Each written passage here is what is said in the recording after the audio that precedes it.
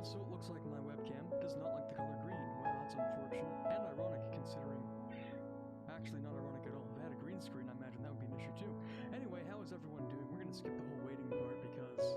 no mic audio. Oh no. Well, that's not good. Wonder why that is.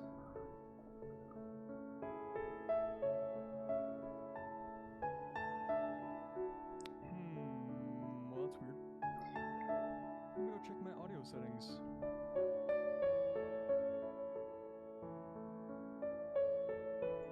Who's using my audio settings?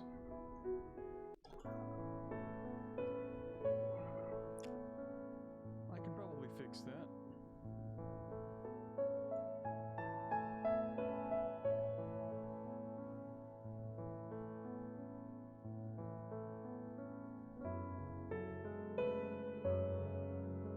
One moment.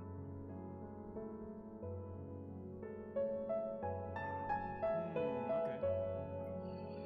That's really weird. For some reason, my microphone is very quiet. For some reason, I have no idea why.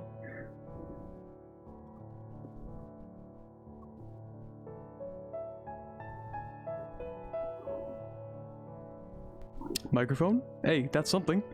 But I don't know why it's so quiet. That's really weird, and I don't know why that is. I'm gonna try and maybe make that a little louder, but I have literally no idea why it's so quiet. It wasn't quiet while I was in a Zoom call, which was not very long ago. Well, it's okay now, because I just boosted it like a ton. I, like, cranked it up there, so... yeah, that's pretty weird. Is it using the wrong mic? I don't think so. It is using my USB audio codec, which is the little thing down there. That's my audio... that's my sound amplifier thingy. You guys are probably also hearing my microphone, or my, fan as well. That is odd, unusual, and wasn't happening literally an hour ago. So, let's get down to the investigation here. You can't hear the fan? Okay, that's a good thing. But also, I'm not satisfied with this. So, we're gonna see exactly what's wrong. We're gonna try and fix it. Let's see here. What do we have? Because currently, yeah, my microphone is cranked all the way up, which it should never be at, or else that's, a little dangerous. We don't know exactly what's going to happen if I crank it up too hard. Very odd, very odd. You can't stay for long today, it's midnight and you have school tomorrow. Very unfortunate, but thank you for stopping by, while you're here. Surely there must be a way I can fix this. Let me troubleshoot my... is there that? Nope, it's not that. Odd and confusing. You see, if I crank it down... It's very quiet, you know? It's pretty quiet generally. But if I crank it up... That doesn't actually crank it too much. Crazy. Okay. Let's see, is it this one? Do I need to crank this up a little bit? Maybe? How about that? Does that change anything? That looks like it might. Or maybe not. Oh, jeez. Odd and unusual. Well, now I don't know what to do. I'm gonna check on my OBS to see if it's the same. OBS, it appears to be the same, so it's something with Streamlabs. Okay, thank you Streamlabs for outing yourself for being stupid. Great, so it's a Streamlabs thing. It's not my microphone actually, because my OBS works just fine. Sounds like it's underwater? Yeah, that's kind of the issue. So something's up with OBS. Let me see if I can... Oh, does that change anything? Nope. Does that change anything? No. Wow.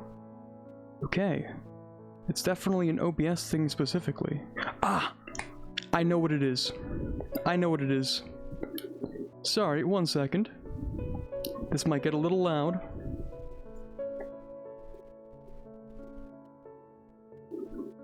Is it this? I'm very sorry for your ears.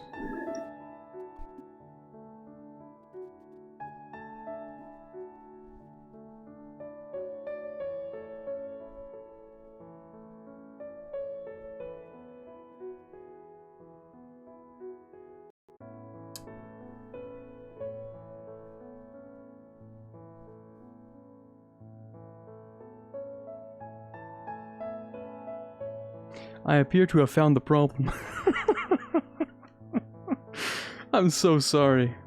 I appear to have figured out the issue. Sorry about that. Yeah, I was messing around with some settings earlier with compression, and I didn't notice that I dropped the threshold to the bottom. Yeah, so I'm very sorry for all of you who just destroyed your eardrums. What's up, Just Scared? Thank you very much for joining us here. Yeah, I'm sorry, Mittens. I'm sorry. Yeah, it turns out when I was messing with stuff a little earlier, trying to increase the ratio and make it sound a little less quiet when I whisper, and a little more normalized when I speak regularly, turns out I kind of dropped the threshold to -60, and I don't imagine that a normal person knows enough about audio to figure out what that means, but basically it means that it was sort of trying to normalize all of the loud stuff to make it super quiet. So when I was speaking, it was normalizing that to very quiet, and when it was picking up very quiet sounds, it was normalizing that to sort of a regular type of level. So that's why you might have heard the fan. Good that you didn't, but if you did, that would be why, and that's why my voice is quiet. Anyway, sorry for breaking your eardrums, everyone. I hope everyone's having a great evening, day, or morning. You know, cue in the chat if you guys are, like, staying up till 3 AM to watch this, but you know, hopefully not. Another thing to announce, other than blasting your eardrums very loudly, is that on the weekends, I'm hoping to drop maybe, well, it's not drop, but to start off a new Dark Souls remastered play. Not Let's Play, but just stream play, sorta. Thank you very much for the tier 1 sub, Avascu. Oh, is that a fresh tier 1 sub in here? Oh, well, thank you very much. I much appreciate that. Welcome to the stream. Meant to do that sooner. No worries, I just appreciate it in the first place. Yeah, so, Dark Souls Remastered, hell of a game. I played Dark Souls 3 like 4 times. You could say I've played a bit of Dark Souls in my lifetime, but I've never played Dark Souls 1. It's been remastered like a few years ago, and I want to do that every Sunday. Soul Sunday is what I want to call it, and we're going to play some Dark Souls every Sunday, because I don't want to just play EU4 my whole life, or else I get burnt out way too fast. In fact, burnout is, well, inevitably already here to a degree, so, you know. I already sort of don't play EU4 in my off time unless I'm, like, trying out mods, like Anbinar, or, you know, Lux in Tenebris, or, Victorum Universalis, you know, those ones, the big overhaul ones. Otherwise, I'm just sort of playing just for videos and for streams, and I don't want to just do that. So, Dark Souls on the weekends. Hopefully, I don't, you know, suck at it. I do have some experience in Dark Souls 3, so we're hoping that things turn out sort of fine. Anyway, back to our playthrough. Back to our Joseon Skyscraper Tall playthrough here, where last time we, I don't know, messed stuff up in Yuan. Well, that's pretty much every time at this point, isn't it? So, last time, we did a little bit of stuff up here, grabbed a few more claims, we took a large chunk out of Yuan for Mongolia, and I kind of wanted to do a little more, actually, yeah. There's this little part over here called Korchin, don't know if you guys have heard of it, but it has 12 dev and I want it. Coincidentally, these guys are also guaranteed by Yuan. Spicy. So that means we can go ahead and attack Korchin, we can take their land, and White Peace Yuan, because right now, we have a bit of a lengthy truce, you know, somewhere in the ballpark of 14 years, and I can't be bothered to wait all of that. So, we're actually going to raise the army again and say, knock knock, Yuan. It's me, again. This time not coming for land, but just to slap you a little bit. Just a little bit. A tiny, just, you know, a love tap, you know, just a little hit here and there. Just a tiny bit. You're in a dilemma, you want a millipede, but you don't have room or money. That is a very interesting and unique dilemma to be in, actually. You're probably the first person I've ever heard want to own a millipede, but, you know, I imagine they can make great pets. I don't know where I'm going with this. Are millipedes great pets? I imagine they're 10 times as good as centipedes, right? Briachia is chilling over there. I really don't want to fight you. Can I, like, convince you to not do that? Probably not. Well, okay. Alright, that's fine. We're just gonna do this anyway. Knock knock, Yuan. It's ya boy. You should really get rid of this fort, by the way. It's kind of annoying me, but oh well. You wouldn't leave for a little while. That's what I predicted, so, yeah. As for my money, what am I gonna do with this whole, you know, money cash type of deal? I don't know what I was gonna spend it on. but I figure it was something important. What was that going to be? Maybe a little bit of governing cap decrease? That wouldn't be a bad idea. Sure. I might go ahead and grab myself a little bit more territory up here, and in that case, you know, I'm kind of gonna want a little bit of extra stuff here. Alright, so, yeah, we're gonna take you down, and we're just gonna slap this fort real quick. Can I just... yeah, we're just gonna put this at sea as well. Cool, cool. Knock knock, give me your bank account, Quarbit on the Yuan border. Yeah, pretty much. Knock knock, it's the Koreans again. Here for your white piece, not even an actual, like, you know, money trade or anything like that. We just want a simple white piece. I'm a simple man looking for simple things like reduced truces. So, yeah. Rip, and we wait. Oh wow, 30 fort defense, sheesh. Even with my spy network, we, oof. It's gonna take a long time for us. Also, fun fact, things that I learned last night, I don't know why, but it was like sort of 2 AM, and I was like, well, you know, I sort of feel like maybe, possibly, looking up some tips on streaming, because, you know, I'm not the best streamer. I don't know why you guys watch me. It's kind of crazy now that I think about it. But anyway, regardless of that, looking up random, you know, tips and stuff. Apparently, did you know that exercising apparently puts you in a better mood? That's something I didn't know. Fascinating. So apparently, an unironic actual tip is to exercise before you stream, so that you're like, I don't know, more interesting as a person, so you can think better and, I don't know, be funnier. Although I think in my case, it's not possible for me to be funnier. Either I'm too funny or I have no capacity for humor, you can decide, but... yeah, yeah, you're doing that, thank you very much. Let's send you guys into there.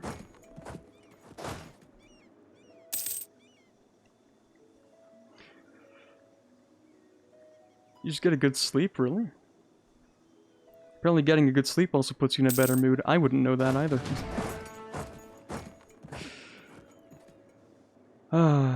Yeah. These days it's been quite a lot. For some reason, it's like just the beginning of classes, right? But they're like, hey, do you want to have like 4 tutorials to do and like maybe sort of 3 assignments due in 2 weeks and, you know, maybe 3 homework things to get done in the next 2 days? Do you want to do that? Like, not really, but, you know, I guess that's just sort of how it is these days. Let's see, do we want a good story, or can I use my admin? Oh, sorry, prestige. Well, my prestige increase is sort of okay, it's not that bad. I don't want to spend money on a bit of prestige. But it is only 4 months, and it does give me 20 years of yearly prestige, it's only like 4 months of... okay, fine, I'll do it. And over here, legitimacy, yeah, we'll just drop that, that's fine. Okay, Yuan, would you like to leave? Thank you very much. We're not going to break any of your, you know, alliances or whatnot. We're good. Your brain either needs 6 or 7 hours of sleep, and when you wake up you feel great? Oh geez, really? 6 to 7 hours, that's unusual compared to, well, what I learned in, first year psychology at least. Where on average it's somewhere around 8 hours in theory, right? But in reality it's more about the number of sleep cycles. Which, you know, it varies between person to person how effective your sleep cycles are. But on average it's not actually 8 hours, it's 7.5 apparently. Because a sleep cycle apparently goes for an hour and a half or something like that, so... there's a bit of knowledge for you today. Okay, Briacha, would you like to leave? You would. Great. Could you get rid of that alliance? You don't actually have to get rid of that alliance. Instead, you can just give me money. That would be great, thanks. There we go. Maybe you'll give me money now. There we go. Cool. That works for me. And we're just gonna go ahead and grab that real quick. Thank you very much. Okay, I can concentrate that and hoard up a little bit. And of course I'll just grab a few claims. It's not like we're going to war with this guy for a little while.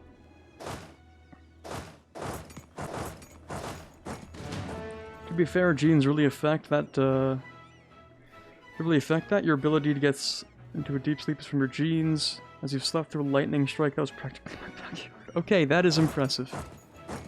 That is rather impressive. Yeah, I can't sleep very well through lightning storms, but if it's just raining out, then that's like perfect for me. The sound of rain is really calming, but lightning is, well, you know, the exact opposite, so. Last night was a crazy lightning storm where I live. All over the place, just... It was like literally every few seconds my window would flash from the light of lightning. Yeah, it was crazy. Kinda sucks that my dog is afraid of lightning. Because now, he won't even go outside at night. Because like the last time... Maybe not the last time, but, you know, maybe around like a few weeks ago. We took my dog out for a walk. Or someone did, I don't remember who it was. I think it was my sister. And it was lightning at the time, you know. It wasn't really raining, it was actually just sort of like dry out, but like with thunder, you know. Thunder, lightning, but with dryness, which makes no sense to me, but maybe someone who's better at weatherology can tell me what's up with that. But unfortunately, he's like scarred for life now, because as soon as he like heard thunder, he just freaked out, so. It's unfortunate. Now he just won't go outside at night, because that was sort of in the evening when that happened, so. It sucks. What's the current plan? Consolidating Manchuria? Well, sort of. The new plan is kind of beat up Yuan every 5 or so years, take as many provinces as I can, and yeah, I guess steal a bit of Manchuria. Also Japan. Yeah, I have a subject who could definitely get some more claims in Japan, and I would like to enforce them. I wonder what happens if a subject takes Kyoto. He obviously doesn't become the shogun, right? But I'm still kind of curious. I don't know how that works out.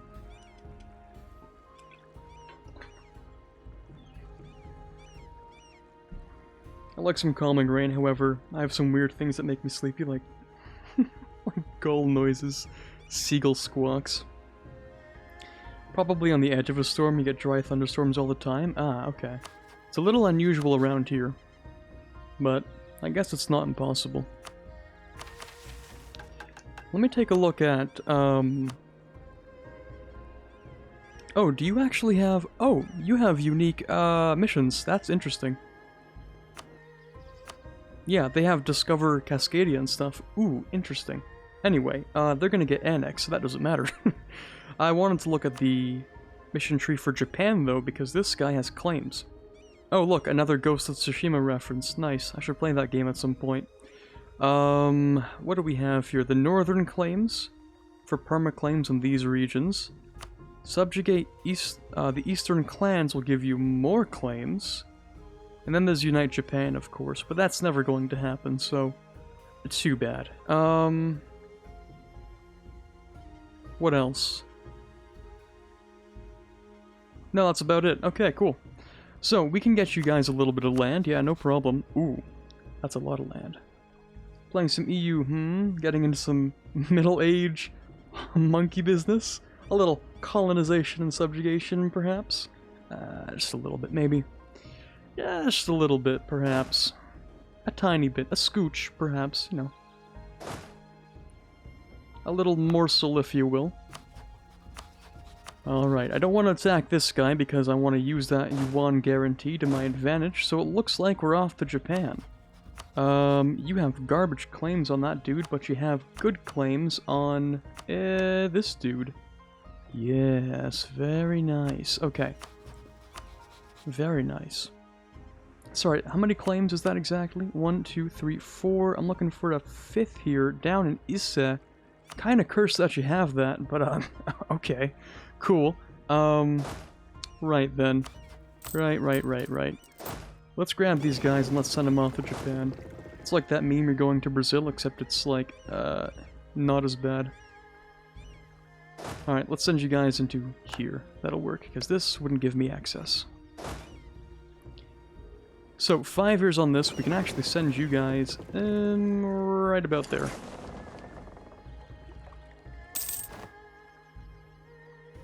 Just recall that skinks are an animal that exists and they look like shaved ferret. I have never looked at a skink and thought, yes. Furless ferret. Unless ferrets could also remove their tails. Let's get a head start on the Manchurian. I don't know about that one, Chief. How about the opposite direction? Oh, I don't want army drill, that's pretty bad. Oh well, I already took it. Alright, and you wouldn't mind if I just, haha, you know, maybe just grab a little bit of... Oh, you have... Okay, yeah, let's not do that. Yeah, you wouldn't mind if I just... do that real quick. Cool. Trap these guys over here. Oh, wow, you have a heavy. That's actually kind of terrifying. Cool. Yeah, I'll just keep this guy there. I'm sure absolutely nothing bad could possibly come of that. You actually do have a reason to go to Brazil. Instead, instead you say that's it, you're going to Florida. Arguably, those are just as bad as each other. Those are equivalent statements in my mind. Either you go to Brazil or you go to Florida. Which is your preference? Pick your poison. Okay, this province is gonna give me some trade power, so yeah, we'll do that. Except it's also not really a state, so... Oh well. That's fine. Let's see, Urakami, do I really need to attack you? I don't know if I can be bothered. There are no claims on you. Just leave the war, trust me. Just leave and you'll get out of the other side alive, I promise. I don't think it's gonna happen though. Yeah, probably not.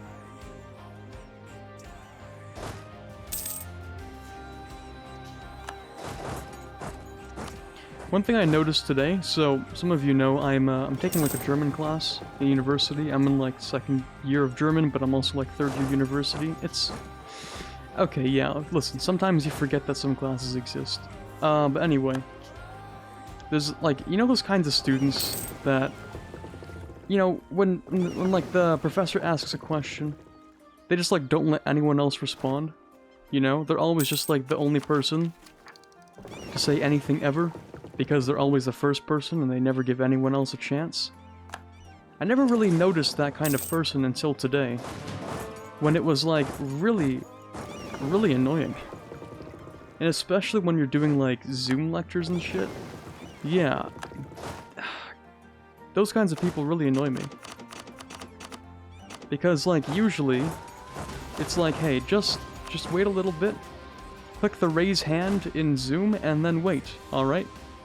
Just do that, and then eventually you'll get your name called, and then there are the people that are like, no, I must be the center of attention, I must answer every question.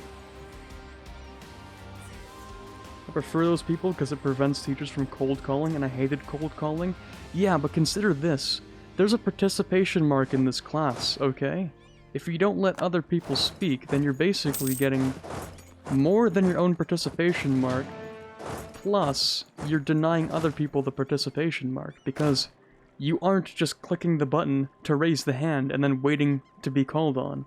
Like, you'll have maybe 2 or 3 people raise their hand in the Zoom call, like, you know, the reaction thing, and then someone just blurts out the answer, and it's always the same girl in the class every time. Like, please just shut up. Please, I beg. There are more people in this classroom, I promise you.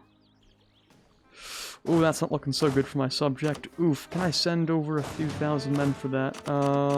Let's try and save that a little bit, maybe, because I kind of want that siege. Okay, good. Let's send 2,000 people into there, and we can chill out as we are. Cool. Yeah, I imagine as a teacher, cold calling is absolutely terrible. Like, you ask a question and literally no one answers it. And then you just have to move on at that point. You know what's even worse, though? Instead of as a teacher, cold calling when you're doing a presentation in class. Now that would just make you want to die on the spot. Because at that point you're like, what do you do, right?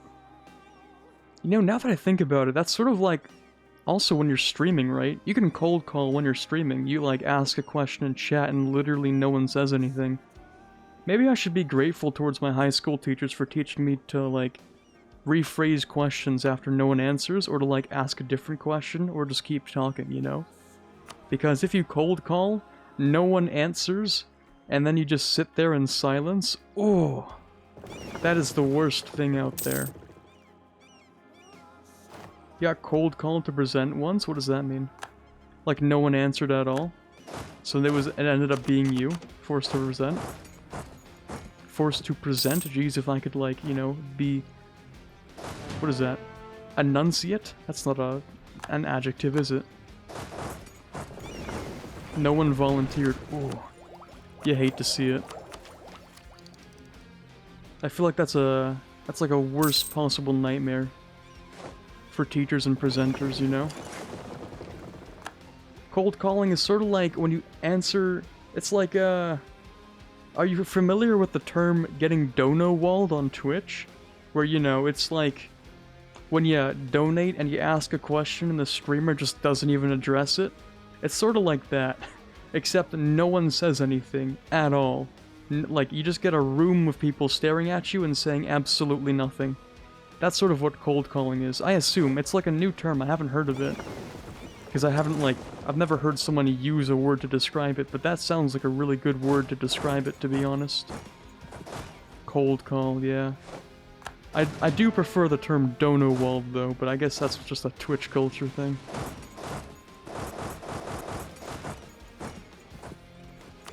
Just getting absolutely... like you're just talking to a brick wall. Happens all the time when people do presentations. Yeah, exactly. That's why it's like the worst feeling ever. You ask a question to the class, and just no one says anything. Radio silence. As if you never said anything. Alright, let's send these dudes into here to replace that guy. And, I'm probably not gonna take that mill... Sorry, this is an economic idea. I was wrong. I thought that was a mill idea. Never mind. No, we can actually take this economic idea. I do want to finish off economic and grab my quantity economic minus 30% dev cost. That would be wonderful. Cold call here is when no one replies and the teacher just calls on someone to answer. Ah, yeah, I see. Yeah, I guess eventually. That's sort of like, you can do that as a teacher, right? But if you're like a presenter, as a teacher, I guess like you have like the social authority. How does that make sense? How can I put that into better words? As a teacher, you have like, I guess, social authority is sort of the right way to say it, isn't it? Like, you, because you're a teacher, can say, hey, you there, student, answer this question, please. And no one thinks anything of it, right? But if you're a presenter to people, then you're like, sort of on the same page as them, yeah? Like, you're talking to them as an audience, so you don't exactly have that much more authority, but you have like a sort of, you have a spotlight, you have attention authority, right? You're holding the attention of people, but you don't exactly have the same authority to call on people to answer questions. So, if you just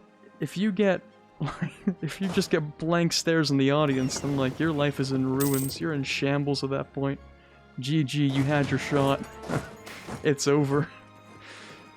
Or you could just like, you know, rephrase the question and keep going. It's sort of a skill that you have to develop over time, just being able to continuously talk and, you know, process things in the background as your mind just like does the other 10% for speaking. That's sort of what Twitch streaming is, I think, you know?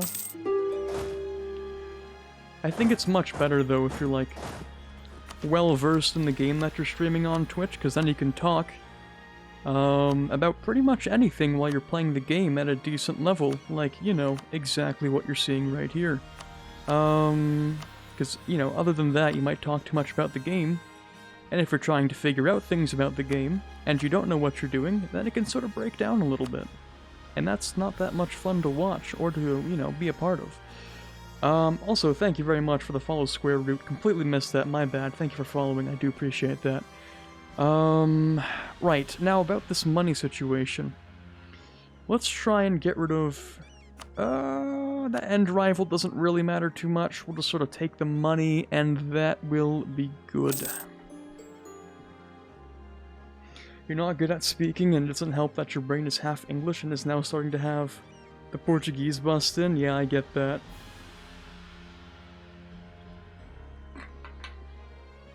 Yeah, demand exceeds war score, because it was with another dude. It was with this guy, and I didn't take this fort, and I didn't take this province. How you doing, Assassin? Welcome to today's stream chat thing, yeah. Couldn't end that off by saying welcome to today. Oh, thank you for the follow. Oh, jeez. I got this. Der Schnitzelklopper. Ah, I'm telling you, that German's paying off. That's a great segue into, yeah, I feel that a little bit, Mittens, because, sometimes when you're learning a different language, you start to, like, lose your primary language just a little bit. You know, it's not always a lot, but it can be quite a bit. For instance, here's a bit of a story. My dad was growing up in BC, British Columbia, for those who don't know, and he didn't know English until, like, the age of 8, 9, I think? He didn't learn English for a while. He could only speak German. So, when he was a kid, like, growing up in public school, he couldn't actually speak English to any of the other kids, which is kind of sad, you know? It's unfortunate. So, he didn't learn English for a little while. And, eventually, when he did learn English, and continued learning and using English, he lost a lot of the German that he used to know. So nowadays, I've actually never heard my dad speak more than a sentence of German like every 3 months or something. Very rare for him to ever break it out. I think that's because he just lost most of it. And another thing is, he also decided not to pick it back up. Because he didn't decide to teach his children, you know, how to speak German, obviously, so, yeah, it's kind of unfortunate where now I don't know any, and my dad has lost a lot of it, so, yeah. Learning another language can really just sort of screw you over long term if you don't keep in touch with it, if you don't practice, if you don't keep it up. And so, yeah. Another funny thing that I sort of, learned, or noticed recently, kind of, is that, oh, that's a gold mine, sheesh. Is that sometimes some English words that I use sometimes I accidentally use them incorrectly. It's very rarely, but sometimes I use them incorrectly because I'm learning German. For instance, very short anecdote, it was like a little while ago, maybe, that I was talking with my friends on Discord, and there was at some point that I used the word maked, and obviously maked isn't an English word. It's not. The past tense for make is made, you know, obviously. But the past tense for make, which is macht in German, is gemacht. So the word macht came to mind, but I said it in a way that was like maked, and I got clowned on for 3 minutes before I realized what I was saying incorrectly. Good meme for everyone except for me, because I was super embarrassed. Like, how do you get this dude who's who's like, you know, native English speaker messing up his English? How do you do that? How can a native English speaker mess up his English that hard? You gotta be stupid or something, Lamau. Anyway, yeah, let's pick this up as well. That's cool. Basically, TLDW, I don't know, too long didn't watch. Language, man. Language sucks. Language is hard. Okay, let's slap down a little bit more. Maybe not production. Maybe taxation. Nah. Trade? Nah. We got nothing. Bake? Baked? Make? Maked? Surely it would be. Yeah, that's what you'd think. That's what you'd think. But no, of course English has to go ahead and be special. Actually, it's not even that special. A ton of languages decide to change things for little to no reason, just because they developed that way. For instance, the majority of German. German speakers know what I'm talking about. You know your language is fucked up. I know your language is fucked up. Shit's fucked up. But we accept that and we try anyway. Okay, I probably shouldn't take that. It's a little too much AE. Should I wait until the end of the year?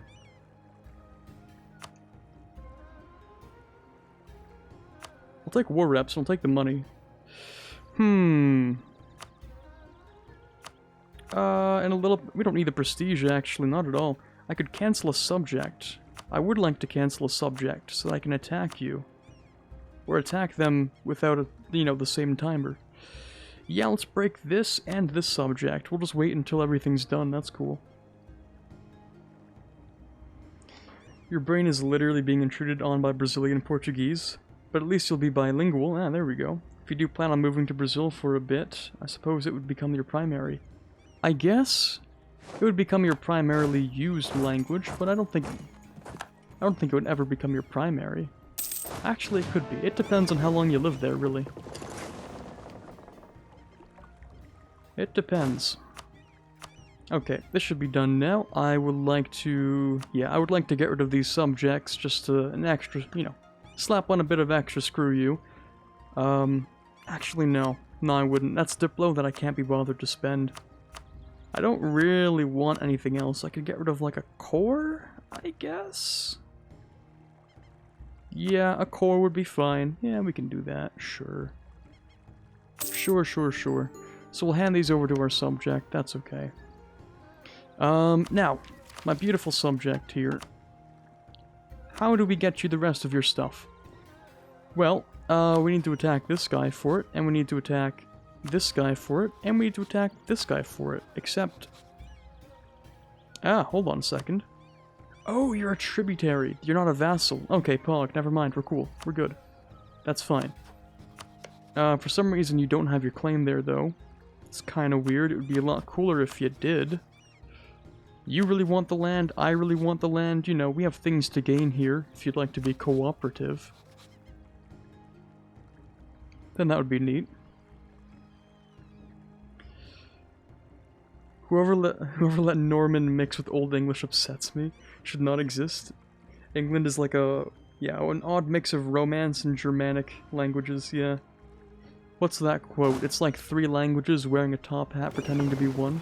Or wearing a trench coat pretending to be one. Not a top hat, that wouldn't make sense. English is definitely a messed up language, absolutely. I've never been, you know, I've never really realized how good I had it being a native English speaker. Cause holy, if I didn't know this as my first language, I would give up. Garbage language. Honestly, I think it's just a bad language overall. And I speak it as a first language, but it's bad. Yeah, I'll just say it out. I'll say it outright. Bad language. Too complicated. Too many random variations for no reason. Scrap it. Start with something new. Esperanto for everyone. I don't know.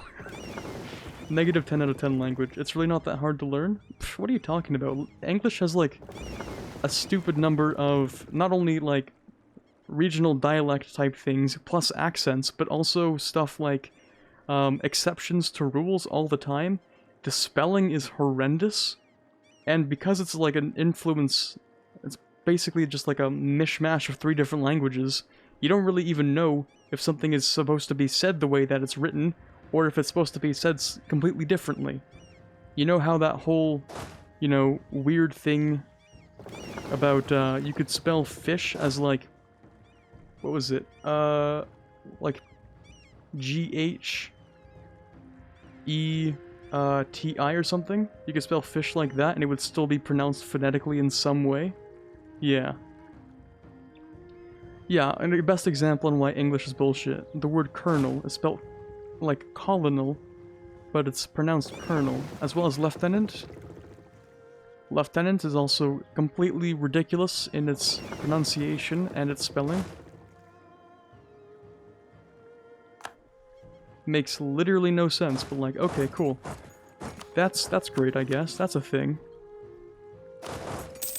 Alright, can I attack this guy? Only if it brings in Hatakayama. Can I bring you in? Oh, I can. Nice.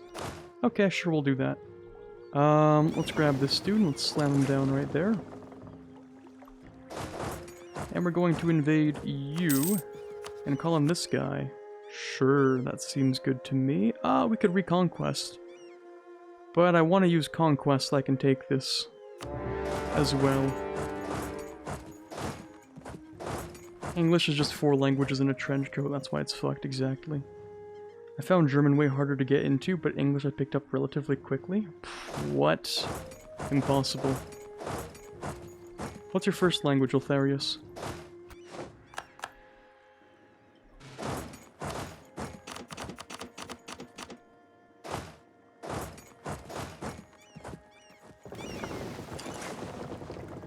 Because for me, for some reason, like a lot of people say that German is a difficult language to learn, and it is, you know.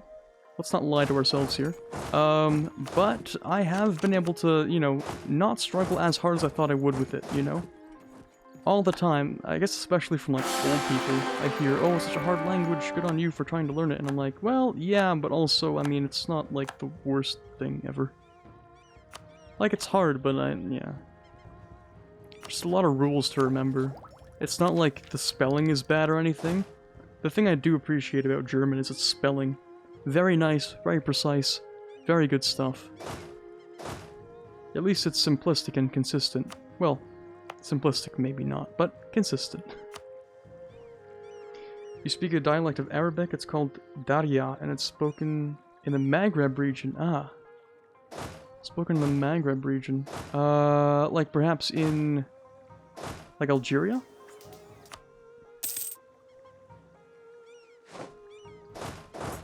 Also, for some reason, only now, my Twitch feed's being updated with all the new stuff. All the stuff that just happened. Morocco, ah, okay.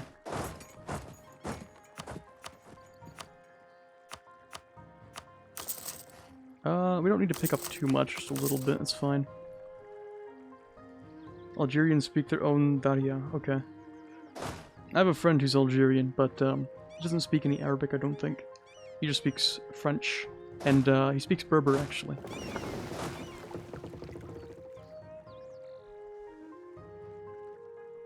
Silent K's were once pronounced, but were dropped over time by lazy speakers. For which language? Also, top 3 worst languages: 1. English, negative 10 out of 10. French, minus 9 out of 10. Italian, negative 3 over 10. Negative 3 out of 10. Oh, man. Why Italian? I imagine Italian wouldn't be so bad. Italian's like the root Romance language, right? That's like the... it's pretty much closest to the first one. Surely they can't be that bad.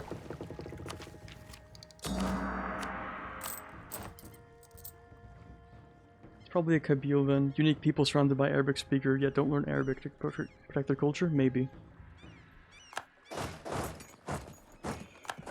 The hardest part about finding with languages is the gendered stuff. Absolutely, you must have... yes. Yes, please. Please tell me that you read my tweet yesterday about how gendered languages should have been abolished when they were created. Gendered... sorry, not languages. Gendered nouns. Gendered nouns are stupid. Change my mind. Actually, don't. You can't, because they're stupid. Gendered nouns have no reason for existence, in my opinion. I don't understand them. I don't understand how they came into existence or why. They're stupid, but you can't unevolve the language? Watch me. About to walk into every country with a gendered language and tell them to just use their neutral version of a, you know, the word for the. Just tell them to use that. What are they gonna do? Well, I guess they could just not agree. Yeah, I guess they could do that. They could, yeah, I guess. Italian isn't that bad, I admit. It's just too similar to French and things like their conjunctions or stuff. Ah, yes. The famous conjunctions. Fun fact, I learned French for approximately...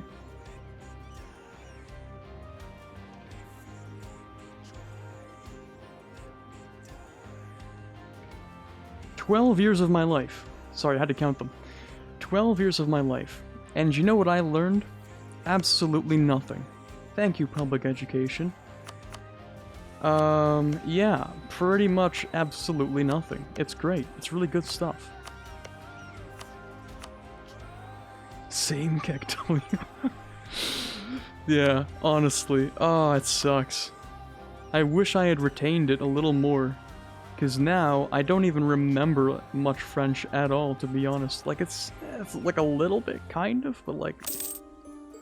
I never learned past tense. In 12 years, chat, I never learned past tense or future tense in French. Public education relieved me of my motivation to learn languages. It almost got me. It stopped me from learning French after the 10th grade. But instead of stopping learning languages, I just moved on to a different one, which, oh no, also has gendered nouns. Thanks, German. That's great. I appreciate that. You know, one of these days, I just have to decide to learn another language that doesn't have gendered nouns.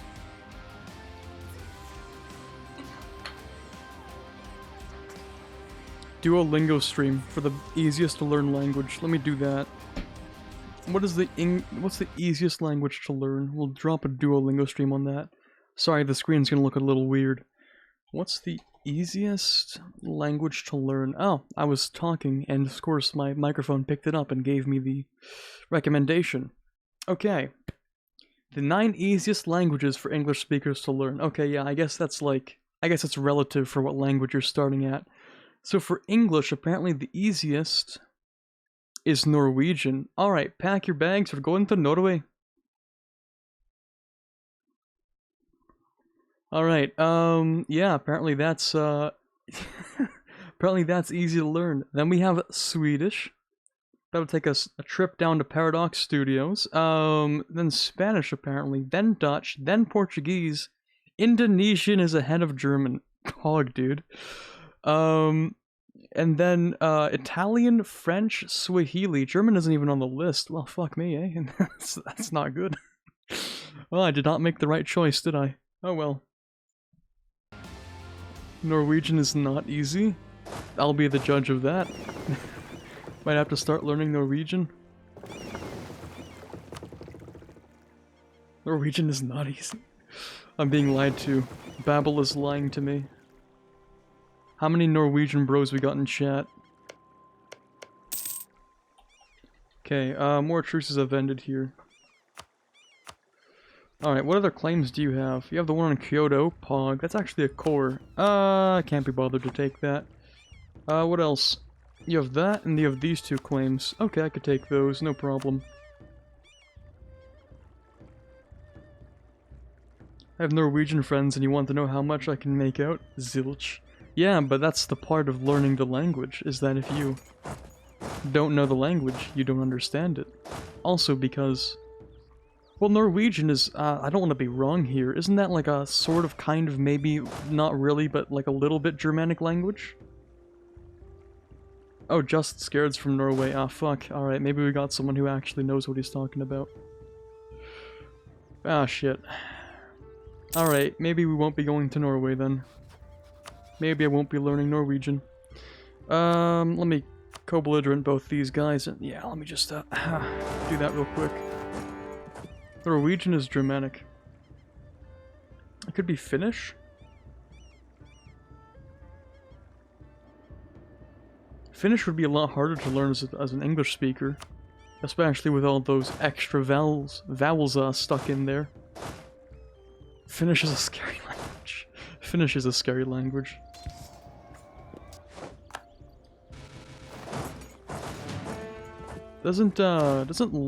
Wait. Man, will this be embarrassing if I'm wrong. Doesn't Lambert live in Finland? Or is that someone else? Or is that, who's, what is her name? The person who used to be Asa TJ, but I don't remember their name. I don't remember her name. Oh god, this is gonna look embarrassing. That person, she lives in Finland, I believe. But I don't remember her name. Is it? No. Shoot, I don't remember it. Fuck. I'll have to check my followers, or my following, not my followers for that. Scroll all the way down. It's a good thing I don't follow too many people. That would have been early on. If I do follow her, I don't think I do. Ah, shoot. Well, unfortunate. But there's someone in the EU4 community that does live in Finland, so there you go. Maybe we should ask them.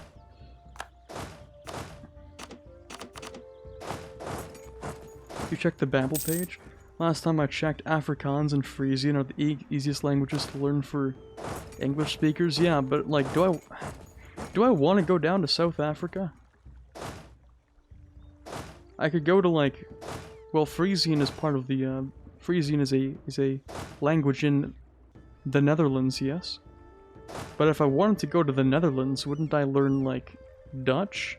Like standard Dutch?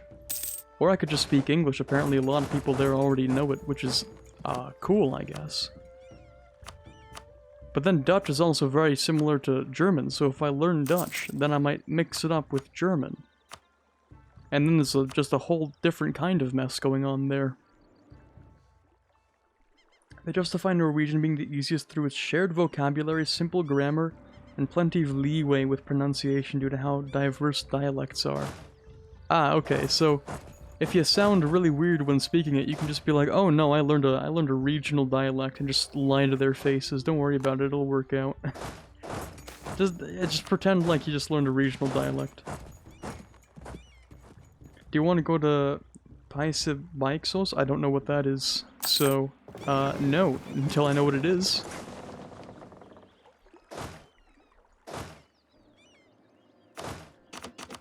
Your friend has a redneck accent of... How do you even have a redneck accent of Norwegian?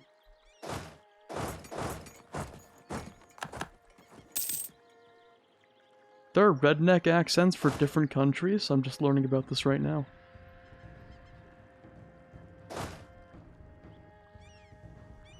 Well, there's one story I know about that. Apparently, you know, I mean, obviously everyone knows who Arnold Schwarzenegger is, you know, that famous actor, you know, yeah, you know, just some random actor, you know, kind of, you know, bottom of the sea, no one really knows him. Anyway, apparently his accent is very thick. Apparently his Austrian accent is very thick, so he wasn't allowed to dub the German lines in the German dub for the Terminator. Because apparently, if Arnold Schwarzenegger tried to pronounce German, he would sound like a hick. Apparently.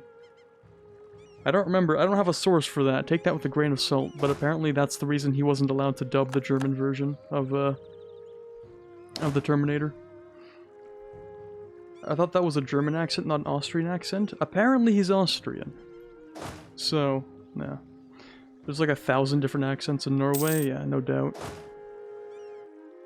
But like, how many would be incomprehensible to the average Norwegian speaker? I'm sure everyone can communicate with each other just fine. Probably.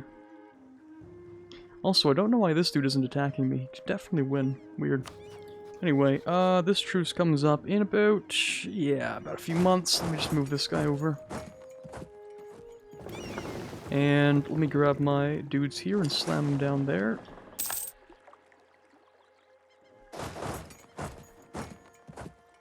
Hold on, I need to blow on my mouse for a bit to get rid of whatever's stuck in my scroll wheel. That might have fixed it, maybe. Scroll? A slightly smoother scrolling, nice. Be a lot cooler if I could just not have a mouse that breaks every few months. That would be fantastic.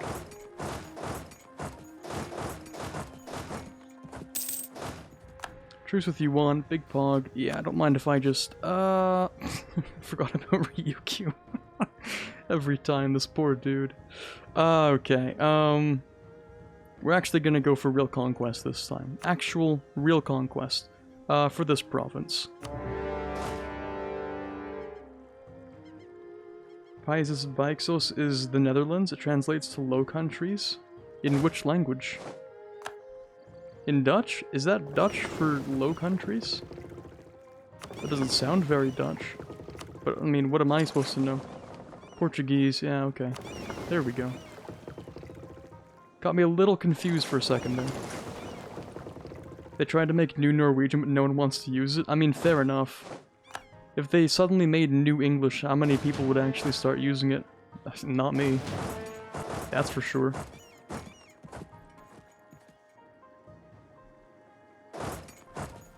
But if they started teaching it in different countries, maybe. That might be a bad idea, though. Because then, like, you have... Yeah, no, that would be a bad idea. New English, you mean it can get worse? Oh, it can always get worse.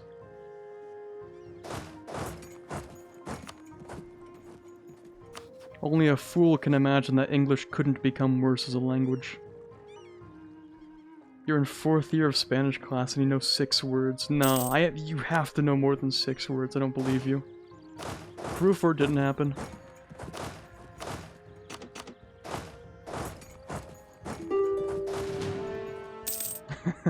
We can get a lot worse. 1, 2, 3, name, red, bathroom are all of the words. No, I'm sure you know the word Spanish in Spanish. You have to. You must. I refuse to believe you don't. Okay, how are we doing on this whole thing here? Need to own that province? Hey, that's actually not even that bad. And this area is Kanto, yeah? Kanto. Yes, western and eastern Kanto. Spicy. Okay. That means I shouldn't give you any of this land or anything you don't have claims on, yeah? Yeah, so this is just the claim stuff plus what I need for that mission. Yeah, that works for me. Oh, yikes. It's quite a lot of Diplo we've got there. Right, how did that happen? 28 for this. Oh, right, I occupied it. Right. Almost did something really stupid. Ooh, that was looking scary for a secondary. Okay, let's go and slap that, change that, there we go. Yeah, that's looking much better. Ooh, okay, that's looking better. I think this guy, though, we're just gonna take that real quick. Or not. Cool, that's great, okay. Alright, let me pop a hydrate real quick. Thank you for the follow, Mintastic.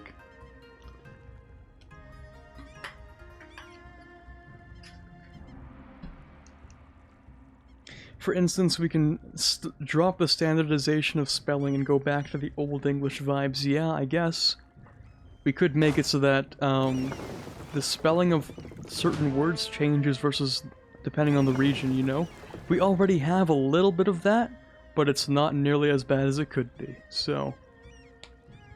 At least there's mostly standardization in English for writing. So, hey, 1 point out of many. We got a little bit of redemption. Just a little bit, though. Oh yes, English could always get worse. I mean, England has been doing it for a while. Oof. Well, I mean... yeah, okay. I feel like every country that primarily speaks English just slightly devolves it over time. Because, to be honest... English is becoming simplified, and you know what? That's probably a better thing. Language is becoming more simplified.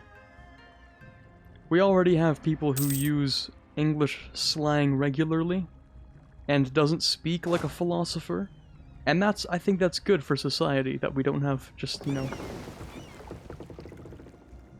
people just speaking random large words for no reason in front of, well, I guess now, the international audience, which doesn't use English as a primary language.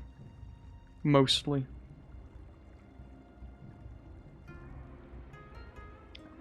I'm glad we have English, one language that everyone speaks. Yeah, it is nice to have one language that the majority of the world just sort of learns. Because it's like a big step in you know, not wanting to kill each other as often. You know, that's a nice thing. That's a good thing. Also, it makes business much easier, which, you know, obviously helps to, improve trade and economies and, you know, all that good stuff. I could also force trade Omega Lol. Yeah, I'm not gonna do that. We don't actually need you to get rid of your alliance with Shiba. Or Date, in fact, neither of them. I might actually just take the one province and leave. Just give me a short truce. Yeah, that's no problem. That's cool.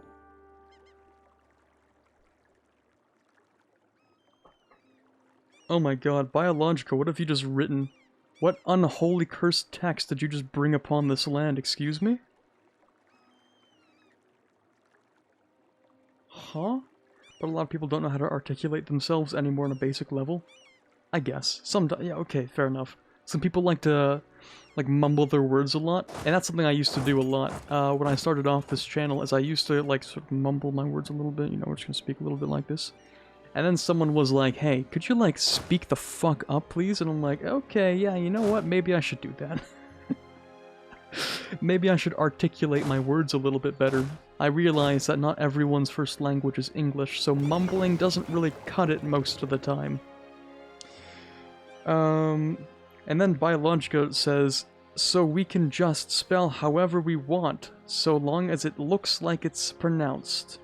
Thank you, Biologica, for breaking my eyeballs. Esperanto is cool, though? Yeah, Esperanto is theoretically the universal language that should have been adopted, but no one uses it, because why would you use it if no one speaks it natively? Anyway. I was talking to a friend about some very emotional stuff, and he said that what happened to him was cringe, as if he was talking about a meme. Honestly, no, I would do that too. Turning very serious subjects into jokes when, you know, when of course they're about me, that's one of my favorite pastimes. That's what keeps me alive. Because if you can't make fun of yourself at your worst points in life, then how can you expect to take jokes from other people? Esperanto is cool and I want to learn it, but my brain cannot learn 2 languages at once. Yeah, it's a pretty bad idea, I think. But he wasn't joking, he just didn't know how to express himself. Fuck. I'm sorry, I shouldn't be laughing. That's kind of funny. Like a little bit, in a like a sort of, in an ironic way. A little bit, but hey, as long as you understood him, is there really a problem with that? Is there really an issue? If you could understand what he was saying, what he was trying to, you know, connect with you about, then there's no problem. If you have like a super heavy subject to go over and you're like, yeah man, I mean, that was just sort of cringe. I mean, if it works, man. Don't knock it till you try it. Oh man. Okay. 26 Diplo, 13 aggressive expansion. It's the same either way, so I'm gonna take your money. Yoink! Thank you very much. And then this guy, we're gonna do the same thing. Thank you very much. Yoink. Cool. So, that should give my dude down here some missions to use. Yes, very good. Please use that mission. Please? Please? Please use the, you know, the mission that you have right there. Thank you. Okay, cool. What is that? Fetch is technically a phonetically correct way to spell fish. Yeah. There are like maybe at least 30 different ways you could spell fish and not be wrong phonetically, which is deeply disturbing. And sort of, you know, maybe we should fix that, but we're not going to, because then we'd have to change a lot of words, and, you know, words have been written the same way for a long time. Especially over these past few hundred years. So maybe we shouldn't change them. I could use the governing progress, or, yeah, government reform progress, but I'd have to drop a little bit of prestige first, and yeah, let's placate twice on you, and we'll just hit this button. Cool. Are EU4 mods worth trying, or should you just stick to the base game? Well, I mean, it's really up to you and how far you are into EU4. I've played somewhere in the realm of 3,500 hours, and vanilla doesn't really do it for me anymore, you know? There are people who play for like 7,000 or 8,000 hours and still play vanilla. That blows my mind. I don't really... how do I even say this without breaking your hearts? I don't even have that much fun playing EU4 anymore. You know what? I'm just gonna say it. You know, I just don't. Not really. Not a whole lot, at least. But it is something I can sort of play in the background at a decent level and just, you know, have a good conversation with chat like we're doing right now. And there are some times where we can just, like... there are some challenges which are interesting. You know, some achievements, of course, like at some point I'm gonna end up doing 3 mountains. And of course there's Trair of Timur that I ended up doing. But, you know, the sort of easy achievements, the default, maybe sort of medium ones, like any of the very easy, medium, and some of the hard ones, I'm just not very interested in doing. The very hard achievements, a lot of them are actually not that hard, they just take a long time. Like, they sort of used the basis of how many hours would this take you as a way to go, like, to imagine how difficult it is, but that's not how difficulty works in this game. Sorry for going on this tangent, but let me just look at the EU4 achievements and go through some examples of what I mean. So some of the hard achievements aren't exactly very difficult. Yeah, exactly. They're just inconvenient or take a long time. For instance, Spaghetti Western is a hard achievement, but in reality, you just start as Bologna, conquer a little bit, get colonial ideas, and then move your capital to the New World forming Texas. It's not actually hard, it just takes more than like 3 hours, so... yeah. Another one, Spain is the Emperor. Is it really hard? Not really, it's just out of the way of a regular Spain campaign, because you have to ally electors and try to make them happy and stuff. It's not hard, it's just out of the way. Another one, let's see here, what do we have? Another hard achievement that's actually not that hard. Let's go with 52 Gars. As Garwal, own and maintain 52 forts without going into debt. Literally, it's just start as Garwal, play a regular game until you have enough money to have forts. It just takes a while, it's not even that interesting. Let's see. Apparently the Chrysanthemum Throne is hard? Maybe my idea of what's difficult is skewed massively, I don't know. A Sun God? Okay, I could see a Sun God being hard for newer players. A Sun God's actually not that hard, it's just that once you form Inca, you have to wait like 300 years to get the achievement. Difficult? Not exactly, but it does take a while. Athens, Academical is actually hard. That's true. Once we get to the very hard ones, we actually start to see achievements which are difficult. Like Big Blue Blob, Bask in Glory, Cotton Candy is also not a difficult one in my opinion. Empire of Man is a difficult start, but after that it's just a grind fest of basically going for all the islands. First come, first serve is not very hard, I don't think. I haven't done it, but I don't imagine that's very hard, because you can just break custom nations. Yeah, there we go. Foremost Servitor of Jagannath is not necessarily difficult, but you have to own all tropical wood provinces. It's just annoying. It's not like I'm feeling a challenge here, it's like, wow, time to spend 15 hours doing something I'd rather not. That sort of thing. Gothic achievement's difficult. Kind of. It depends on how you strat, or how you do the strat. Great Perm is difficult to start off with, and then it gets to a grind fest. I did the Great Perm, but not really. I didn't finish the achievement, because I got to Siberia as Perm, I started conquering a lot of China to get a lot of money, and then I got bored and I stopped playing. So, it just takes too long in my opinion. Thank you for the follow, Goodwins. Jihad is a difficult achievement. Calm the Moy Empire can be a difficult start. It depends on how aggressive the Ottomans are against you and if you play it right or not. Never Say Nevers, I would say, is a difficult start, yes. Let's see. New Delhi is not hard. It is not hard. Unapologetically, I will say this right now. New Delhi is not a difficult achievement. It just requires that you consolidate the Malaya node, the Malacca trade node, you get money, and then you start pushing into India. It's not hard, it just takes a while. Maybe like 200 years or something. What else? Quiz Pro Quo is just weird. As Quiz or Kiz, I don't know how it's pronounced, have your capital in the Anjou province. Why? I actually don't even understand this one. I don't understand why it's an achievement. It just sounds like you're playing a regular game as a native country, which is low-key sleeper but not as bad as it was before. And then when the Europeans come, you're already more teched up than they are because, haha, new natives. And then you just, you know, conquer the colonies, and then wait until imperialism to reach Europe. That's sort of what it sounds like. Raja of the Rajput Reich might be difficult. I haven't done that one. Saladin's Legacy is not hard, don't at me. Sorry, not Saladin's Legacy, Shahanshah. I was looking at the wrong one. Saladin's Legacy I haven't tried.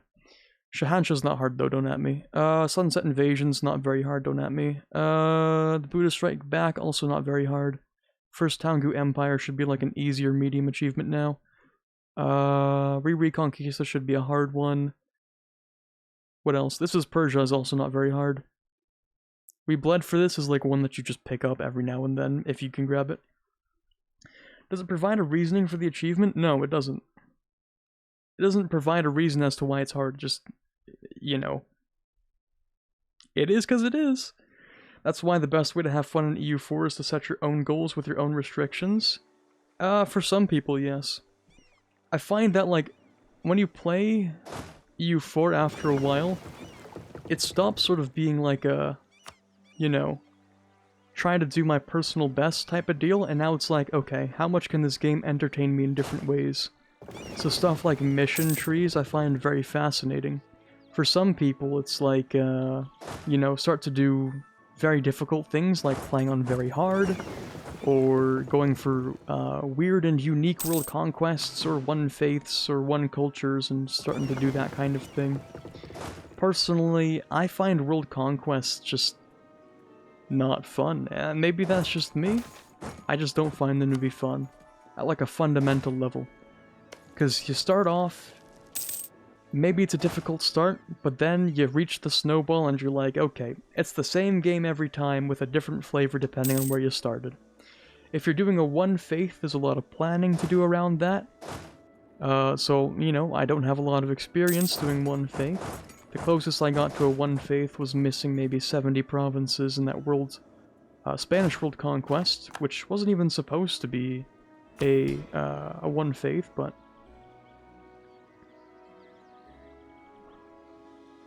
the easiest achievement, in your opinion, is Full House. You don't even have to unpause the game. Full House, I've never, oh, that's the one with, what? Is it 21 vassals?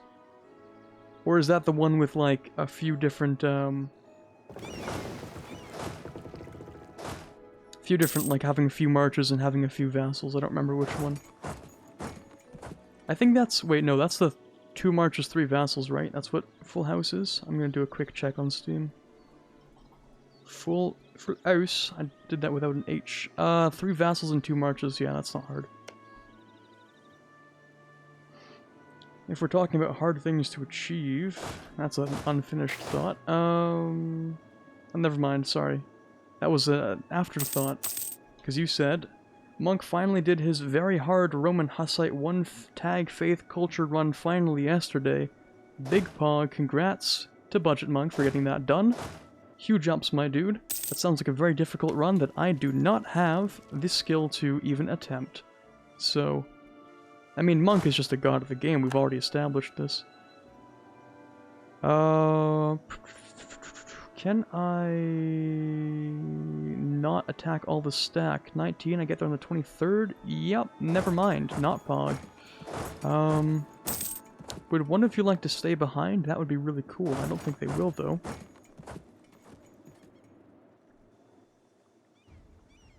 Oh my god, what is that? You're gonna make a language that's going to be named English 2, and it's going to be spelt... Oh, what even is that? Is that supposed to say like this? Ugh, Jesus Christ, please. How do I unsee something? Okay, let's go and attack this stack. There we go, the 5k stays behind, I like that. Never mind, I don't like that anymore. Why are you so much faster? You're not even a horde anymore, why are you faster? Wait a second. This is cursed. Cursed game, cursed stream, burn it all down.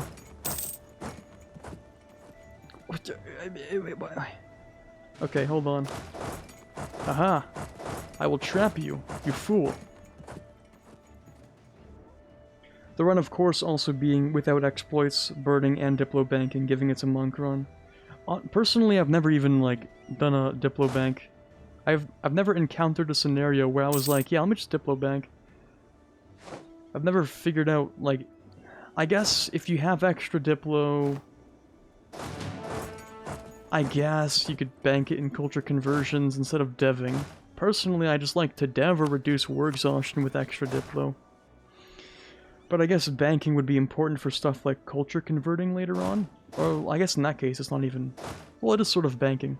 Because you can save up a bunch of Diplo in provinces, and then once you get full religious or you reach... enlightenment, then your culture conversion cost goes down, so... Guys, we wouldn't be having this conversation if it wasn't for English, leave it alone. No. That is precisely the reason why we must pick at every piece of the language, because if everyone's going to use it, it may as well work effectively. If it's going to be used, you may as well make it a good one. And right now, it kinda sucks. That is a fleet that I can take on no problem. Yes, exactly. I am a native speaker of language. I have the right to tear this thing apart.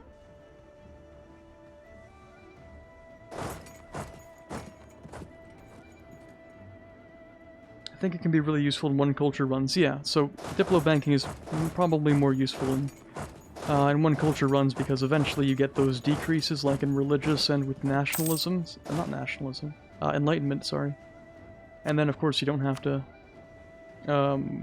yeah. You don't have to spend as much later on if you bank it. Right, I don't want these provinces, actually. Well, I kind of do, but, like, not enough to, you know, take them. I do have a claim on... maybe I should just take these, though, eh? Like this? Maybe that wouldn't be so bad. Until English 2 picks up English. If you make English 2 but it spells things worse, then I will never forgive you. If there becomes an English 2 but everything is... What if you spell everything phonetically but like the worst version of every possible phonetic spelling? Like for the sound f, like an F sound, you just use like GH for that, like in cough. But that just becomes the standard for the language. And then, like, the sh sound is TI. Like in the word fiction. And that becomes the standard spelling for the sh sound. That would be... that's a dystopian nightmare. English has nothing on my conlangs, which are partially just to bring linguists to tears. How hard is the One Faith achievement? Should be quite easy, I think, if you're playing on 1.31 when Horde ideas gave 100% missionary strength, yeah. Yeah, 1.311 was an absolute disaster. Can't believe this game is 8 years old. Yeah, you better believe it. EU5 won, though? EU5 after Vic 3, as the prophecies have foretold. Maybe. We're probably going to get March of the Eagles 2, or sorry, March of the Eagles 3 before we get EU5 though, let's be honest. We're gonna get Imperator Rome 2 before EU5. Can't believe this game is 8 years old, the play age is showing it's falling apart at the seams. And yet it's still popular enough to have entire YouTube channels based off of it. Fascinating. How many 8-year-old games can you say do that? Don't say Minecraft, I don't want to hear it. Yes, I recognize that's one of them. Other than that, though, not a lot of games can hold a title like that. Roblox? I guess. That's true. TF2. Are there popular TF2 channels? I imagine that's a niche I would have never encountered if I didn't know about it. Does TF2 still have an active YouTube, community? Time to find out. 6 hours ago. Yes. Apparently. But the view rate is like, sort of, you know? Actually, this guy has a decent view rate for someone similar number of subs as I do. TF2, I mean, there's a channel with 107,000 subs that released the video 5 hours ago, and it has like less than 10,000 views, so that's a bit of an L. 3 weeks ago, hey, yeah, that's a TF2 video, but it's... Oh, yeah, that is actually a TF2 channel. Interesting. Didn't know that was still a niche thing that people played.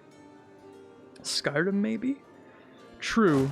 Skyrim isn't nearly as big as it used to be on YouTube, but there are still definitely some people who have like a primarily Skyrim channel. Just kind of rare, though.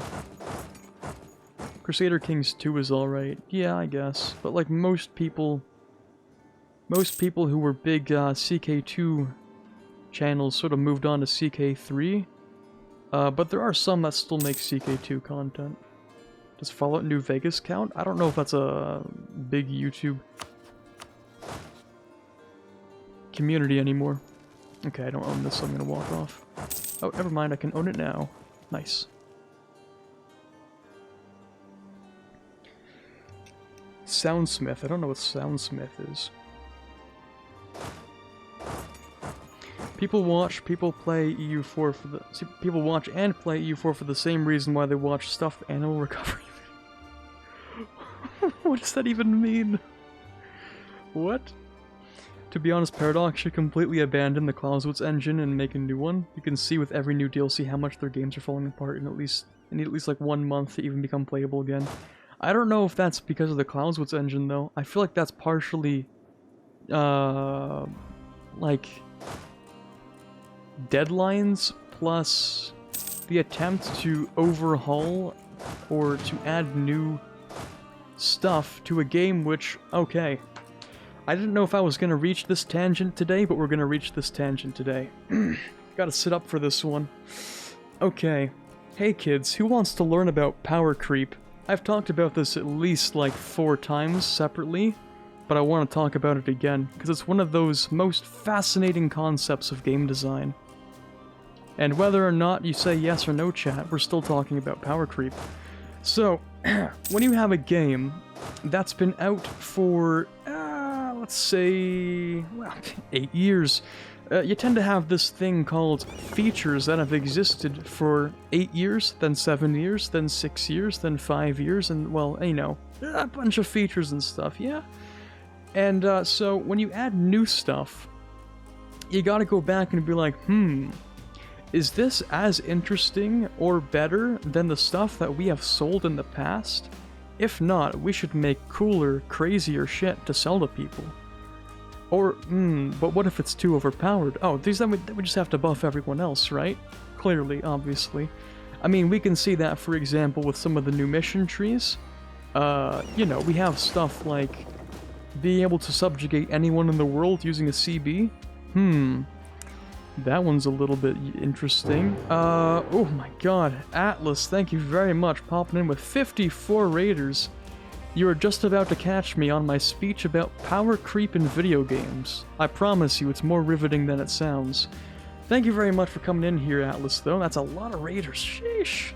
That's a lot, yeah. And thank you very much, Clown Socks, for, or Mittens, you know, for dropping a quick shout-out. How are you doing? You were last playing some EU4. How are you doing, my friend? What kind of EU4 were you playing? Multiplayer, single-player, achievement runs, modded, perhaps?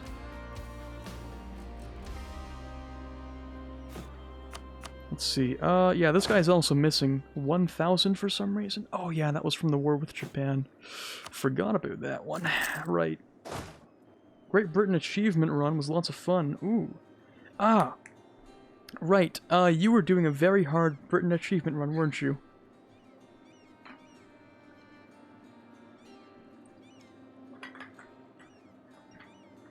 Yes, I saw that. Right as I was about to stream. I was going on to, you know, the browse section on all the EU4 streams, and I was like, who's streaming today? I saw that there. Very hard Britain stream. Have I rated you in the past, Atlas? I feel like that name is familiar.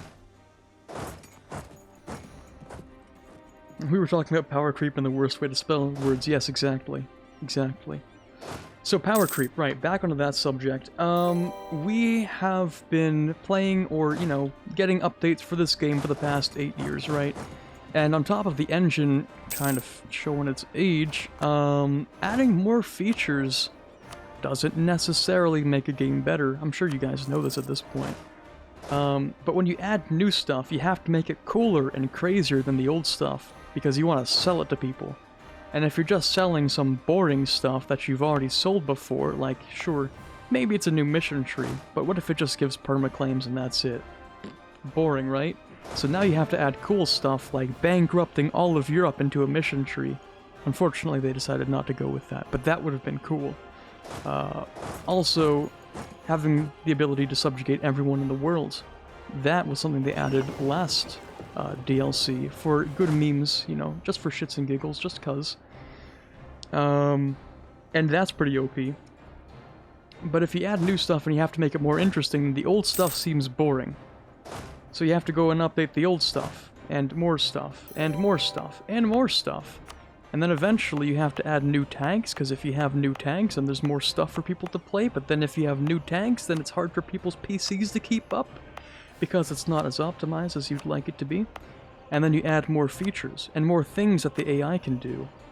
And if the AI can do more things, then they take more processing power, but you also have more tags, which individually take more processing power as well. So then the game made in 2013 starts to starts to not work on 2013 laptops, and also eventually there's nothing else to add, which for multiplayer games isn't usually the case, right? Eventually you just like, okay, we're just gonna go and rebalance some characters, add some new characters, until eventually you have League of Legends with like something around 150 champions. I don't know, I don't play League, fortunately. But for EU4, what else can you really add? Like, you can only add so many provinces, how much granularity you can add to things. Like, hey, we have a region with 5 provinces, what if we make that 20? And then we, I don't know, give more religions for more countries to play with, and more, trade nodes, and more everything, I guess, you know? So it starts to slow the game down. And eventually... Oh, but wait. We haven't even gotten to the worst part. DLCs, chat. When you add DLCs, which are modular, for instance, you can own any out of the 20 that exist, now you have to make sure every update that everything that's added is compatible with every possible configuration of DLCs. So if you have, like, I don't know, 10 DLCs and you're adding a new one, you gotta make sure that if you have any combination of those previous DLCs enabled, that the new one works. Right? So if you keep on making DLCs, it's like, that becomes a lot of work for the programmers to have to go back and make sure that everything's still functional, except it's more every single time. So, you know that thing that people like to quote sometimes where it's like, oh, we don't need to make an EU5, we can just keep adding stuff to EU4? That's a quote, I don't remember from who, but I think that was actually from Johan, the game director, right? Not really. That's not really how this works. You can't just keep adding things, because if you do that, well, I guess you could if you want to hire a bunch more people to put out the same quality of update every time. You know, if you make a DLC that's $20, but you have to hire 20 more people to get it out, eventually, it's not going to be worth the cost at that point, right? Unless EU4 just rises in popularity and makes it worth it every time, but you can't guarantee that. Plus, if you make a new title, how much money could you make rather than supporting the old one? I wonder. So, yeah. There's my spiel about power creep, feature creep, and all that stuff. Welcome, or I guess, thanks for coming to my TED Talk. End of the stream. I don't know. I felt like I had to talk about that again, because I love talking about that every time. Thank you very much, Ultharius, I appreciate that. That's my whole TED Talk, that's it, you guys can leave now. We're only gonna be playing for like another, maybe half an hour, 40 minutes anyway. But if you guys like what you see with this whole whatever the hell's going on here, then you can stick around.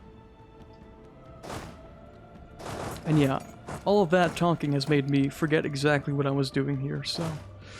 Let's bring this guy back over here. We're gonna wait for these guys to peace out because they're doing quite well, and then we'll grab whatever we want.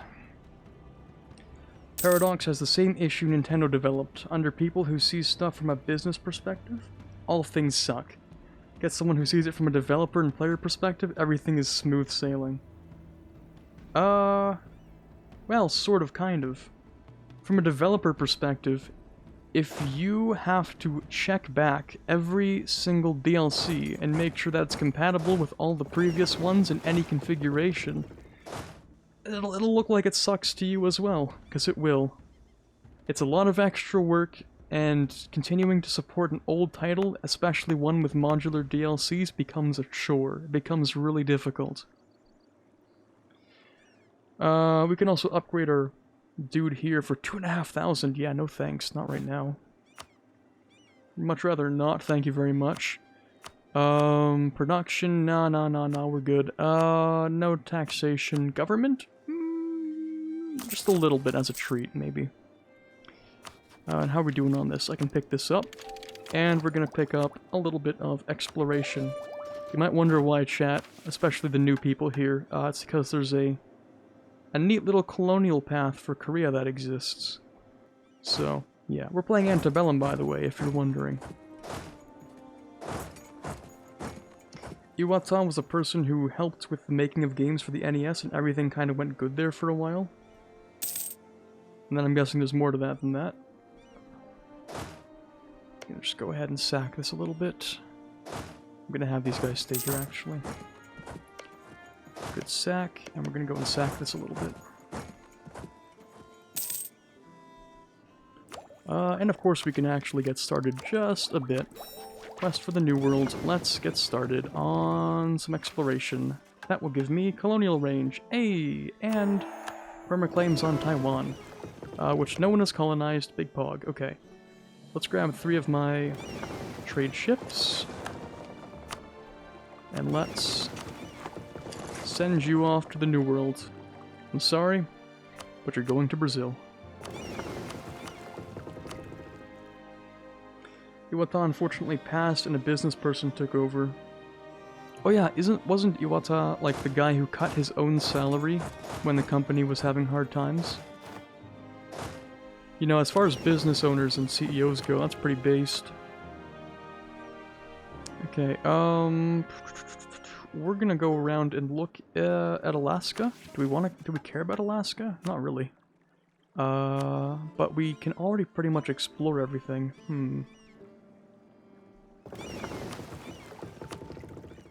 Okay, how about we explore down here anyway? That did not work the way I wanted it to. That's right-click, I think. Yeah. There it is. Bet you guys didn't know you could do that. As a CEO of Nintendo, and yeah, he was the one who cut his own salary. Yeah, that's pretty base in my opinion. Cut his own salary so he could keep paying his employees the same amount. That man was really passionate about Nintendo. I mean, I don't know what in this time period was, but that was sort of at the beginning of when they were building stuff like the NES and like the early Nintendo consoles, right? It's interesting to me that Nintendo's like one of the oldest companies in like basically existence, isn't it? Isn't Nintendo a super old company? Maybe not in existence, but like it's crazy old. And the entire time they've been making games, apparently. The whole time, just a different format. Interesting stuff. Okay, are you guys gonna peace out or something? Like, I kind of want this land. I don't want to use Reconquest. I'm using a Conquest CB, so... I think the pay thing was around GameCube into the Wii era. Ah, interesting. That's fascinating because the Wii was like one of the best-selling consoles in existence. I guess at the beginning it wasn't that good, was it? It's made in like the early 1800s. Okay, so maybe not like one of the oldest, but like it's really old. That sort of reminds me of like... No, there are definitely older countries than that. Or, sorry, older companies than that. Like for instance, there's just one that I know about. Hudson's Bay Company. You might have heard a little something about that. It's actually just owns like, you know, a bunch of malls nowadays, but it was founded in 1670. Pretty pog. Hudson's Bay Company's been around for somewhere in the better part of 350 years.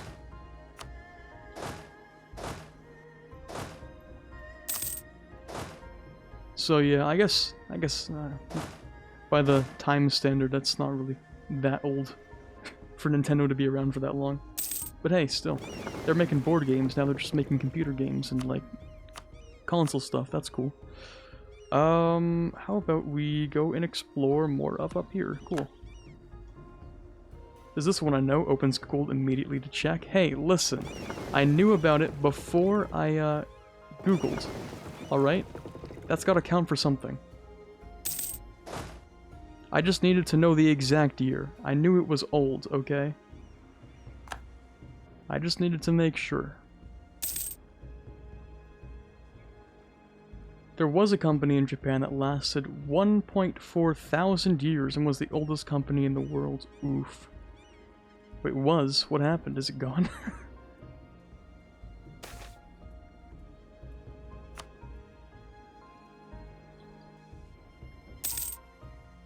It liquidated in 2006. Oof.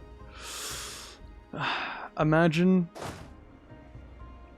being the guy that has to liquidate your company assets after 1.4 thousand years of existence.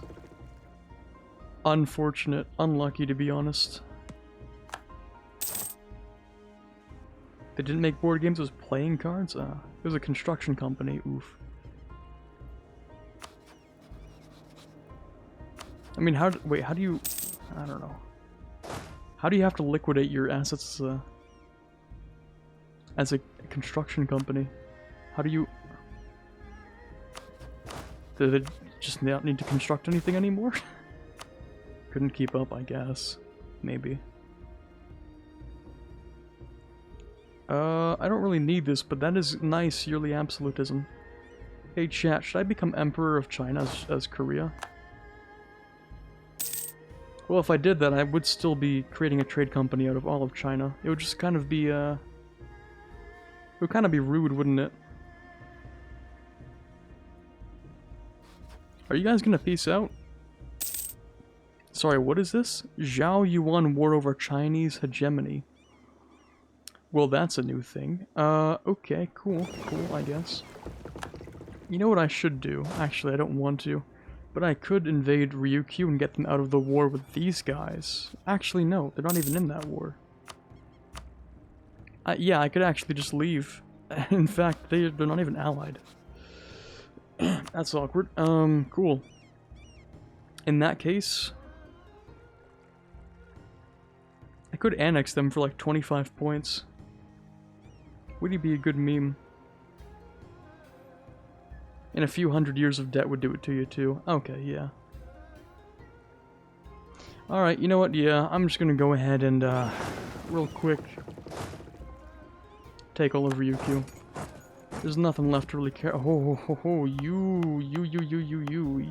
were so close to sieging down a fort you should not have sieged. Didn't even notice these guys, actually.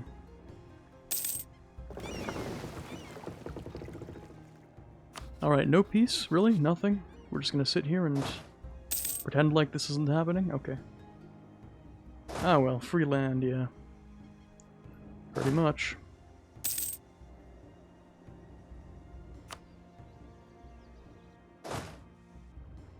Okay, let's bring these guys down into here.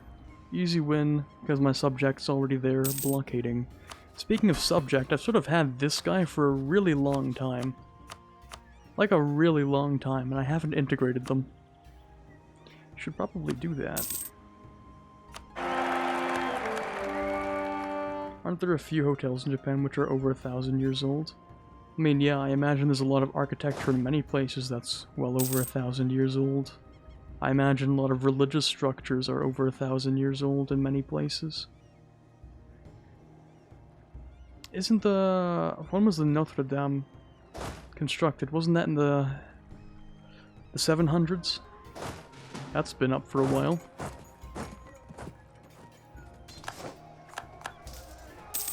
$1300s? Ah, never mind. I lied.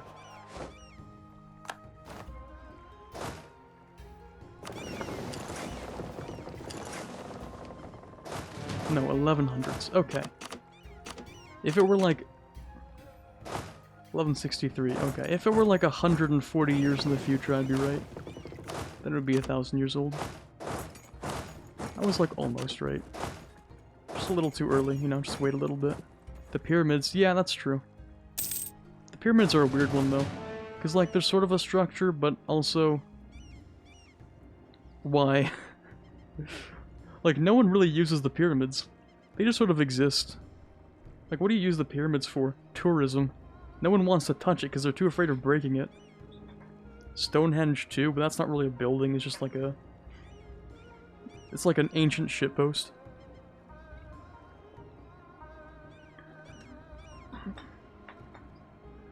The Stonehenge was either a very important religious site,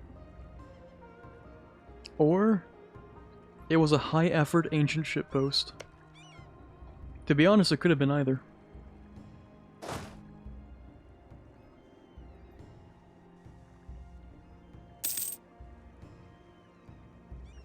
the god pharaoh stew. Yeah, maybe those ancient pharaohs in their tombs still use it every now and then, you know.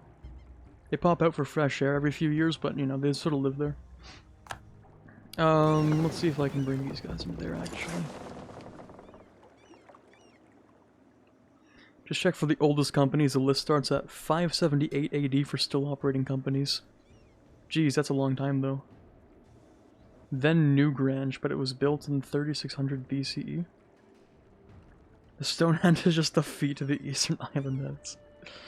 Sure. Something like that. Okay, I have a ton of money. Kind of want to upgrade these, you know? Upgrade this to level 3. That would be cool. Hey there, Alpha Wolf, how you doing? What's a Newgrange, actually? I read that word, but I didn't process that it might mean something. What even is Newgrange? A monument in Ireland, which is a Stone Age passage tomb. Interesting. Built really long time ago. And the Mayan pyramids are the nipples. Yeah, the Mayan pyramids are also super, like, ancient and stuff. They're like crazy old. Some boomer stuff, you know? You're in the final 25 years of your third game. Congratulations. Wait. That is eerily close to being worth it, but not quite. Actually, no, hold on. If I... sorry, if I took this and then I upgraded this monument, that would actually make it worth it. That would be cost efficient and save me, you know, it would actually save money. Which is what that means. So it's redundant, but still. That's like a crazy good amount of money, actually. That I could save off that. I would save like 400 ducats, maybe. Not really, like 350 off of that. If I upgraded both of these, which I won't, I might upgrade, wasn't there one here? Yeah, this one. There we go. Because this gives you, tolerance to the true faith, actually. That kind of sucks, but... Wait a second, no it doesn't, because if you're Confucian, and you... Yeah. Tolerance of the true faith becomes part of the religions that you incorporate, that you harmonize with. So getting increased tolerance of the true faith is actually extremely pog.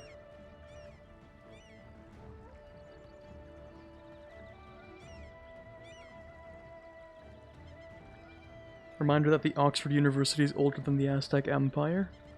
That doesn't sound right, no way. That sounds wrong. But I don't have the effort to fact check.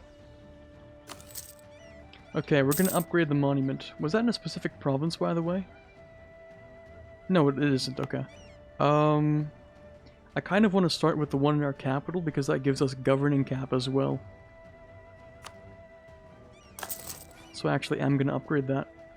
And I could spend a little bit of manpower, I guess. Just a little bit, though. It's true. Sus. 1096 for Oxford, 1428 for Aztecs. Oh, the Aztec Empire, I suppose, yes. I thought it meant as in, like, the people living there, but no. Yeah, the Empire? Yeah, I guess so. We will take religious unity, because I'm about to take a bunch of provinces, except they're all Confucian. Never mind. We'll go with dev cost, just cuz. And we're gonna keep on building Skyscraper Tall Korea, but I don't know if I want to do that until I pick up Inwards Perfection. The Aztec Empire was established in 1428. Yeah, that's actually not that old on the grand scheme of things.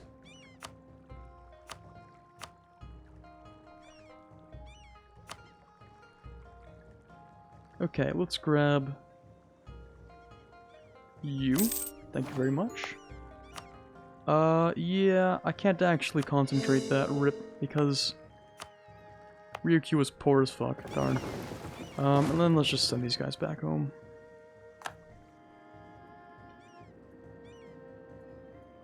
The Aztecs were actually started as migrants from the north. They didn't originate in Mexico. Fascinating.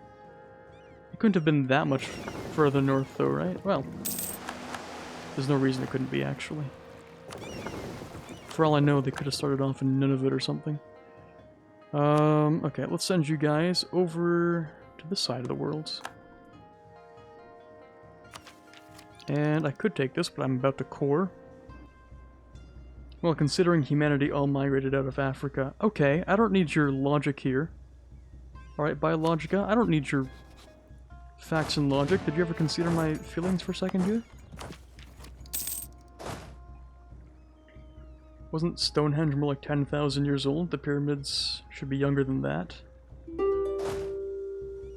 I mean, these things are, like, easily Googleable, aren't they? Like, you can easily just look these things up. Okay, as for what I'm about to take in this war, though, geez, I really have been doing a lot of nothing here, haven't I? I mean, really, this is all I can take, but I also just don't even want these provinces. So, kind of cringe and awkward at the same time. Also, this one state has 1, 2, 3, 4, 5, 6, 7, 8 provinces in it. Dang, that's quite a lot. Wow. Huh, okay. And I imagine this guy is looking to grab these ones. Yeah, that's for sure. Okay, so in that case, we can just do this, I guess, but not that. Might be confusing as to why. Well, it's because these guys are still guaranteed by the by yuan. So I want to take these provinces. Kind of wish that I could take more, but we'll take money instead because I don't really want this call for peace to keep stacking. So we'll take this. It is what it is. Wait, do you have a claim on that? Actually, it doesn't matter because I don't either. And I'm the one with the CB, so... Okay, we'll take this then. Mild coalition. It's not even that bad. We'll of course hand this bad boy off to Mongolia. And I'll keep improving relations with Nivk.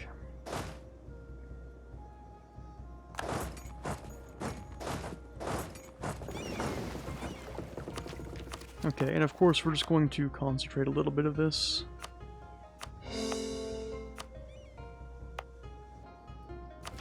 Okay, cool. That means I still have enough to take this. And I can also upgrade the capital to almost the right level, not quite though. I could concentrate for a little bit, it's not much. And then, yeah, that's it, okay. Apparently Stonehenge was built around 4,500 years ago. Stonehenge is 500 years older than Giza. The oldest structure in the world is 12,000 years old, called the Göbekli Tepe in Turkey. Gonna have to look that one up. Göbekli, rip my eyes.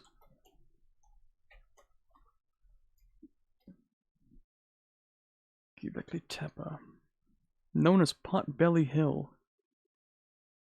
Wow, yeah, that is literally like 11,000 years old. That's crazy. Wow, okay. Well, what is this? The world's oldest known megaliths. So it's just like a bunch of stone in a circle, yeah? Could have maybe been housing or a city? Possibly. I would have thought that the oldest structures in the world would have originated in Africa though, you know? Just in theory, because like that's where humans came from, but maybe they really weren't building stuff around that period. Maybe humans like migrated everywhere before we started building stuff. That would make sense, wouldn't it? Because like the whole reason we're migrating is because we're not building things. History. That would make sense. Maybe, you know, if we were building things back then, you know, there wouldn't have been enough migration to move humans all over the place, maybe? Didn't that Turkish structure completely shake the perception on the age of human civilization? Yeah, I imagine it would have. Because now you have evidence of dudes just making stone shit like 11,000 years ago. Africa is intuitive, but it's not where farming, which gave people an incentive to settle, started out. Yeah, so farming and stuff sort of started in a few different places. For instance, there was these rivers, which have a name, and I completely forget what they're called. But yeah, these two rivers and this very nice basin over here is where farming started, as well as this nice area over here. Lots of farming. Great place for that. Also, this area over here had some nice farming. Oh look, would you look at that? Farmlands. Curious how that works out over here as well. And of course in China. Over here also had lots of farming. Crazy, because like, you know, farmlands. There's a reason why it's like that. Also, in Mesopotamia, there was good farming places as well. So there was farming in, Mesopotamia over here, I already mentioned that, and, I guess you could just call it Central America, but that's not really what I mean. Mexico, sort of. Mesoamerica, that's the name we usually call it. Mesoamerica, Papua New Guinea, also, I believe the Pueblo civilization did a little bit of that farming stuff. Or, you know, whoever lived in that region at the time. I believe that was also a thing, but I am very bad at my ancient history, because I don't care about it that much, to be honest. But hey, at least I know a couple of things. Oh wow, 2 war exhaustion for 40 ducats is like that's a steal right there. Okay, these Korchan separatists are going to be annoying. Let's see if we can just get rid of them. Or they'll just pop up anyway, cool. Pueblo dabbled in farming, yeah. You call Mesopotamia the land between the rivers in Arabic. That would make sense, because it was literally because of the rivers. I believe one was called, I think Mesopotamia was actually because the rivers were named, like Meso and Potami or something. I could be wrong. Probably aren't the names for that, but something along those lines.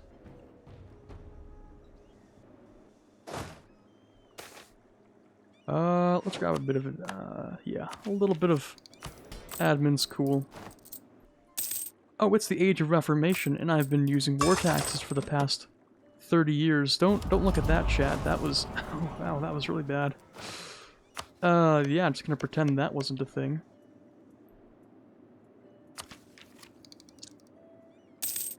Yep. Pretty sure that name still works in most languages. In German it's still called something like that. Yeah, honestly I didn't even notice the age either. I have not been doing a lot of the stuff for the age goals. I could force convert someone.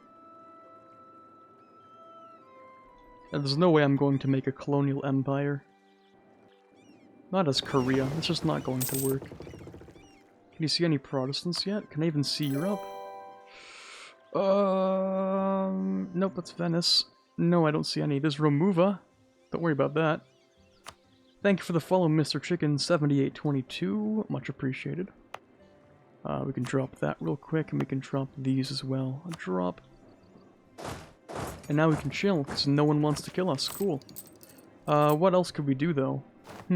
Well, I could spend a little bit of manpower upgrading that, of course. One of the missions incentivizes colonialism, though? Yeah, it does.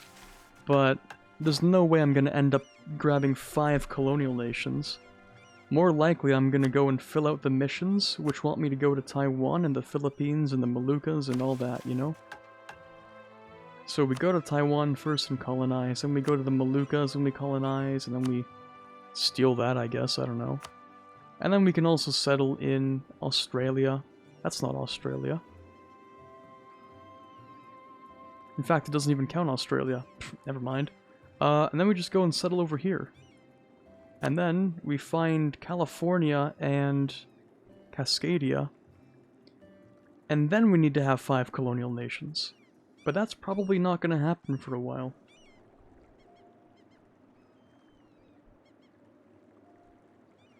In Germany, it's sometimes called Zweistromland, which translates to Two Riverland.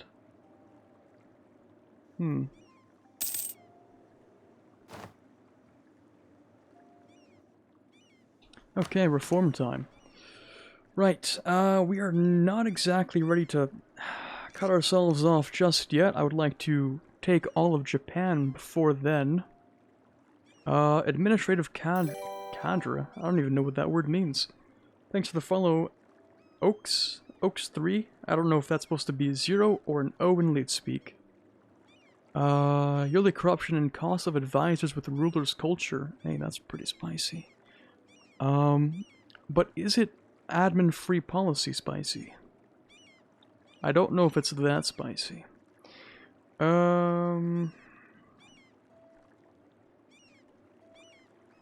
It's nice, but I'll probably want to swap it once I do the whole, you know, grab a second admin policy maybe. But it is good, and I would like it because that gives us, obviously, cheaper advisor costs, so yeah. Also, planner description, nice. Right, so we're gonna go with that, that's fine. Let's go with Guagyo examination, sure. After that, we can get ourselves a couple of cool things, which my microphone's blocking, sorry for the sound. Hey, that actually wasn't so bad. Song Kyung Kwan, sorry for pronouncing that wrong. Innovativeness gain plus 50%. That's really cool, but also not necessary because innovativeness is already broken. What else? Zhongshu Sheng, which gives us admin tech cost decrease. And the rest are regular. And then down here we have the 6 ministries of Korea. I really like how we have a bunch of cool stuff here. Oh, this is fascinating actually. 250 governing capacity, or 20% state's governing cost decrease. You could save a lot more off of the state's governing cost decrease, but it's not guaranteed. Depends on how wide we play and break this tall Korea. Depends on a lot. Okay, is there another mission I might be able to pick up real quick? I could grab level 3 advisors, but I would prefer to upgrade this to level 3. So, yeah. That makes these provinces dirt cheap to develop. Oh my god. Oh my goodness, what is that? Minus 30, 40, 50, 60, 70... almost minus 80%, minus 78% dev cost, plus if I changed it, that would make it minus 88%. But wait, chat, we're not done. Because if we get ourselves, at some point, inwards perfection, that's also another minus 20%. Interesting how that works, isn't it? So, you know, just a quick check on that being somewhere around minus 108% cost on these 3 provinces, or on these provinces in general, actually. Interesting. Very interesting. Regarding your theory as of the origin of Mesopotamia, it's the Greek origin translates to something between the land of the rivers, those 2 rivers being the Euphrates and Tigris. Okay, so it's absolutely not because of the name of the rivers. But I did watch a Bill Wurtz video, and I'm pretty sure that's what it said, so I'm just misinformed for listening to a YouTube channel say that it was right.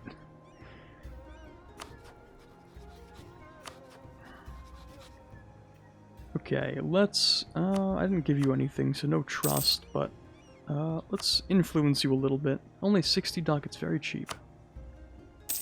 Or I could just wait. There's no reason to spend money, I can just wait. Also, oh yeah, roads can be built. I should build roads, shouldn't I? There's something for building roads. Oh my good god, this is some good stuff. I really want to click this button when we get access to good manufactories. Like, I really want to click this button when we do that. Local construction cost, plus our construction cost just from being good. Like, our ideas, plus economic for construction cost.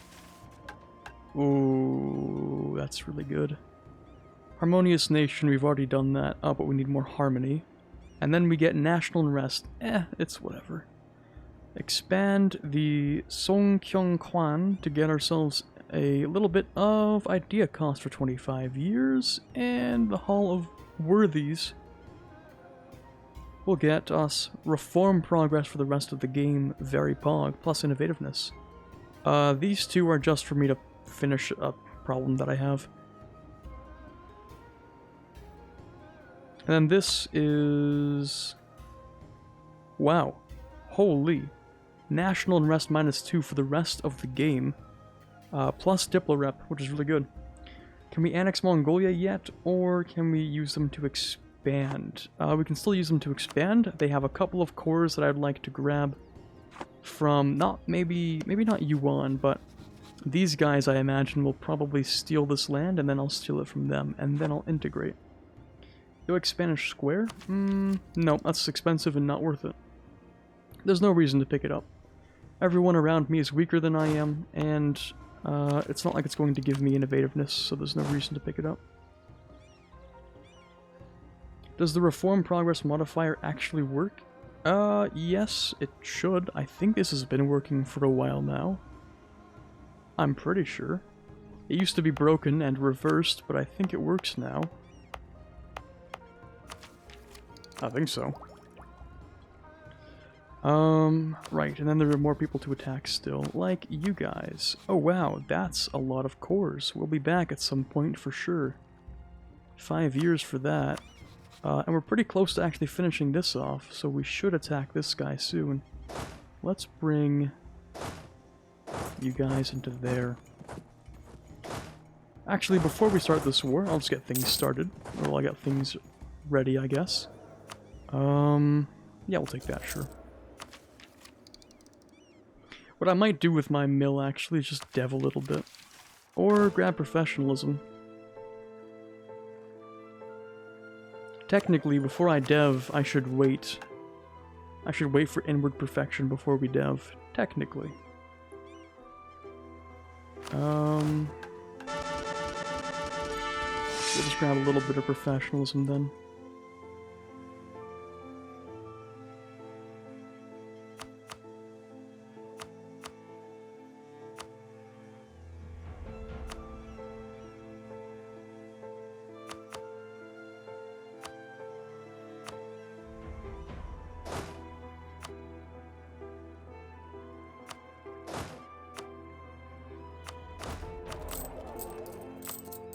Okay, there we go.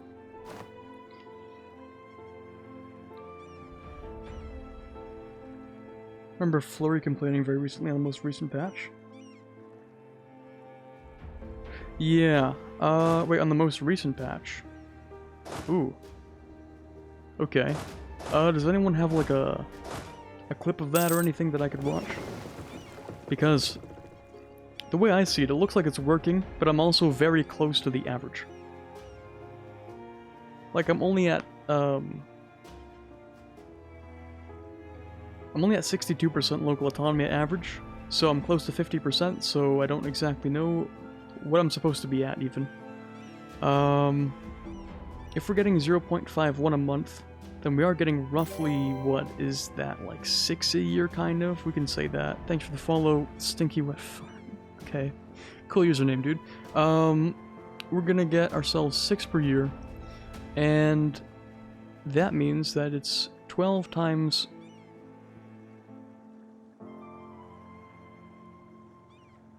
Is that right?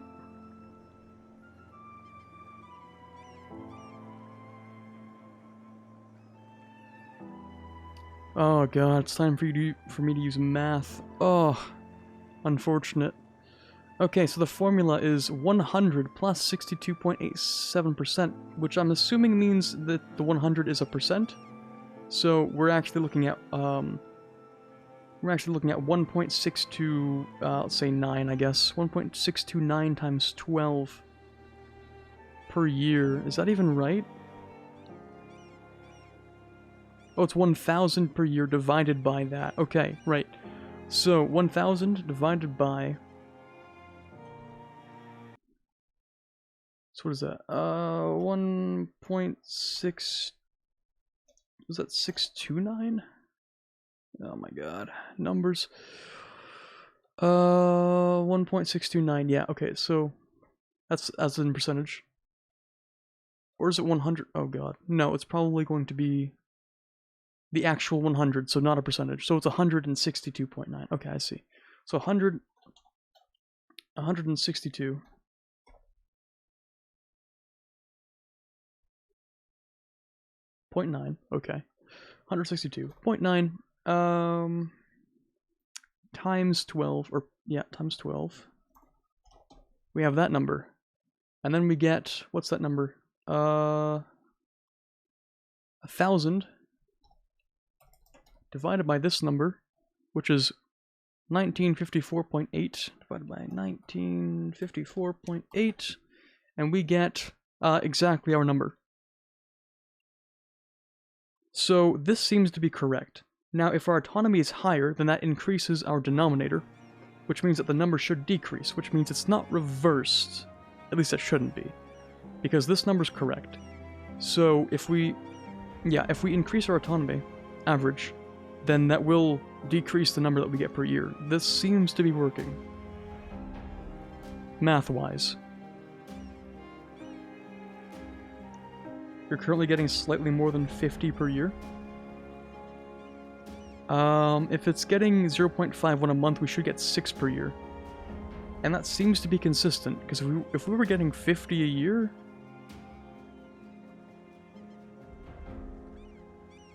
We're getting slightly more than 0.51 per month, yes, which gives us 6 per year. So that works out to the right math. And if we increase our denominator by having more autonomy, because then we have 100 plus, let's say we get, I don't know, the worst possible scenario, 100 autonomy. Literally impossible, don't worry about it. But if we get 100 plus 100, then it's 12 times 200, which is 1,000 divided by 2,400 is the number that we get per month, which means it's not very much at all. Wait a second.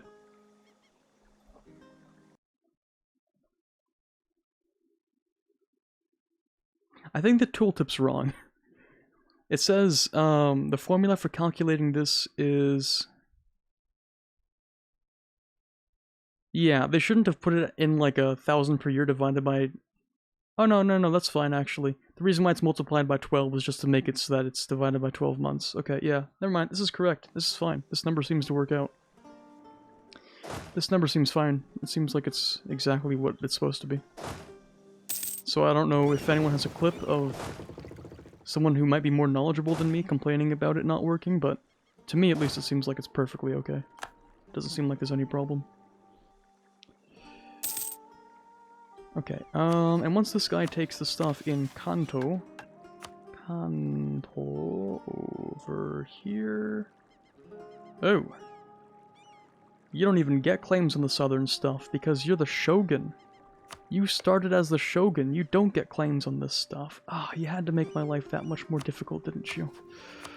Okay, so we're gonna ask this dude to make a bunch of claims, and it looks like the invasion of Japan's gonna go very, very slowly. Okay, he gets claims on this stuff. Yeah, but he does not get claims on the stuff down there, because he already was supposed to own it, but then he died. And then he didn't own it anymore, and then I brought him back from death. Yeah. Okay, well chat, it has been a wonderful time this evening, but I've been streaming for 2 hours and 20 minutes, and that's slightly over my regular stream time. Also, the only thing I've had to eat was a small bowl of ramen. But it wasn't even like a full bowl of ramen, it was mostly broth and a little bit of noodle, because it was basically like what was left over from someone else making a pack of ramen. So the entire day, I may have eaten at most a total of 300 calories, and I'm very hungry. So I'm gonna go eat something, and then I'm gonna go work on some school stuff, and maybe export a video that might come out like Saturday or something, I don't know.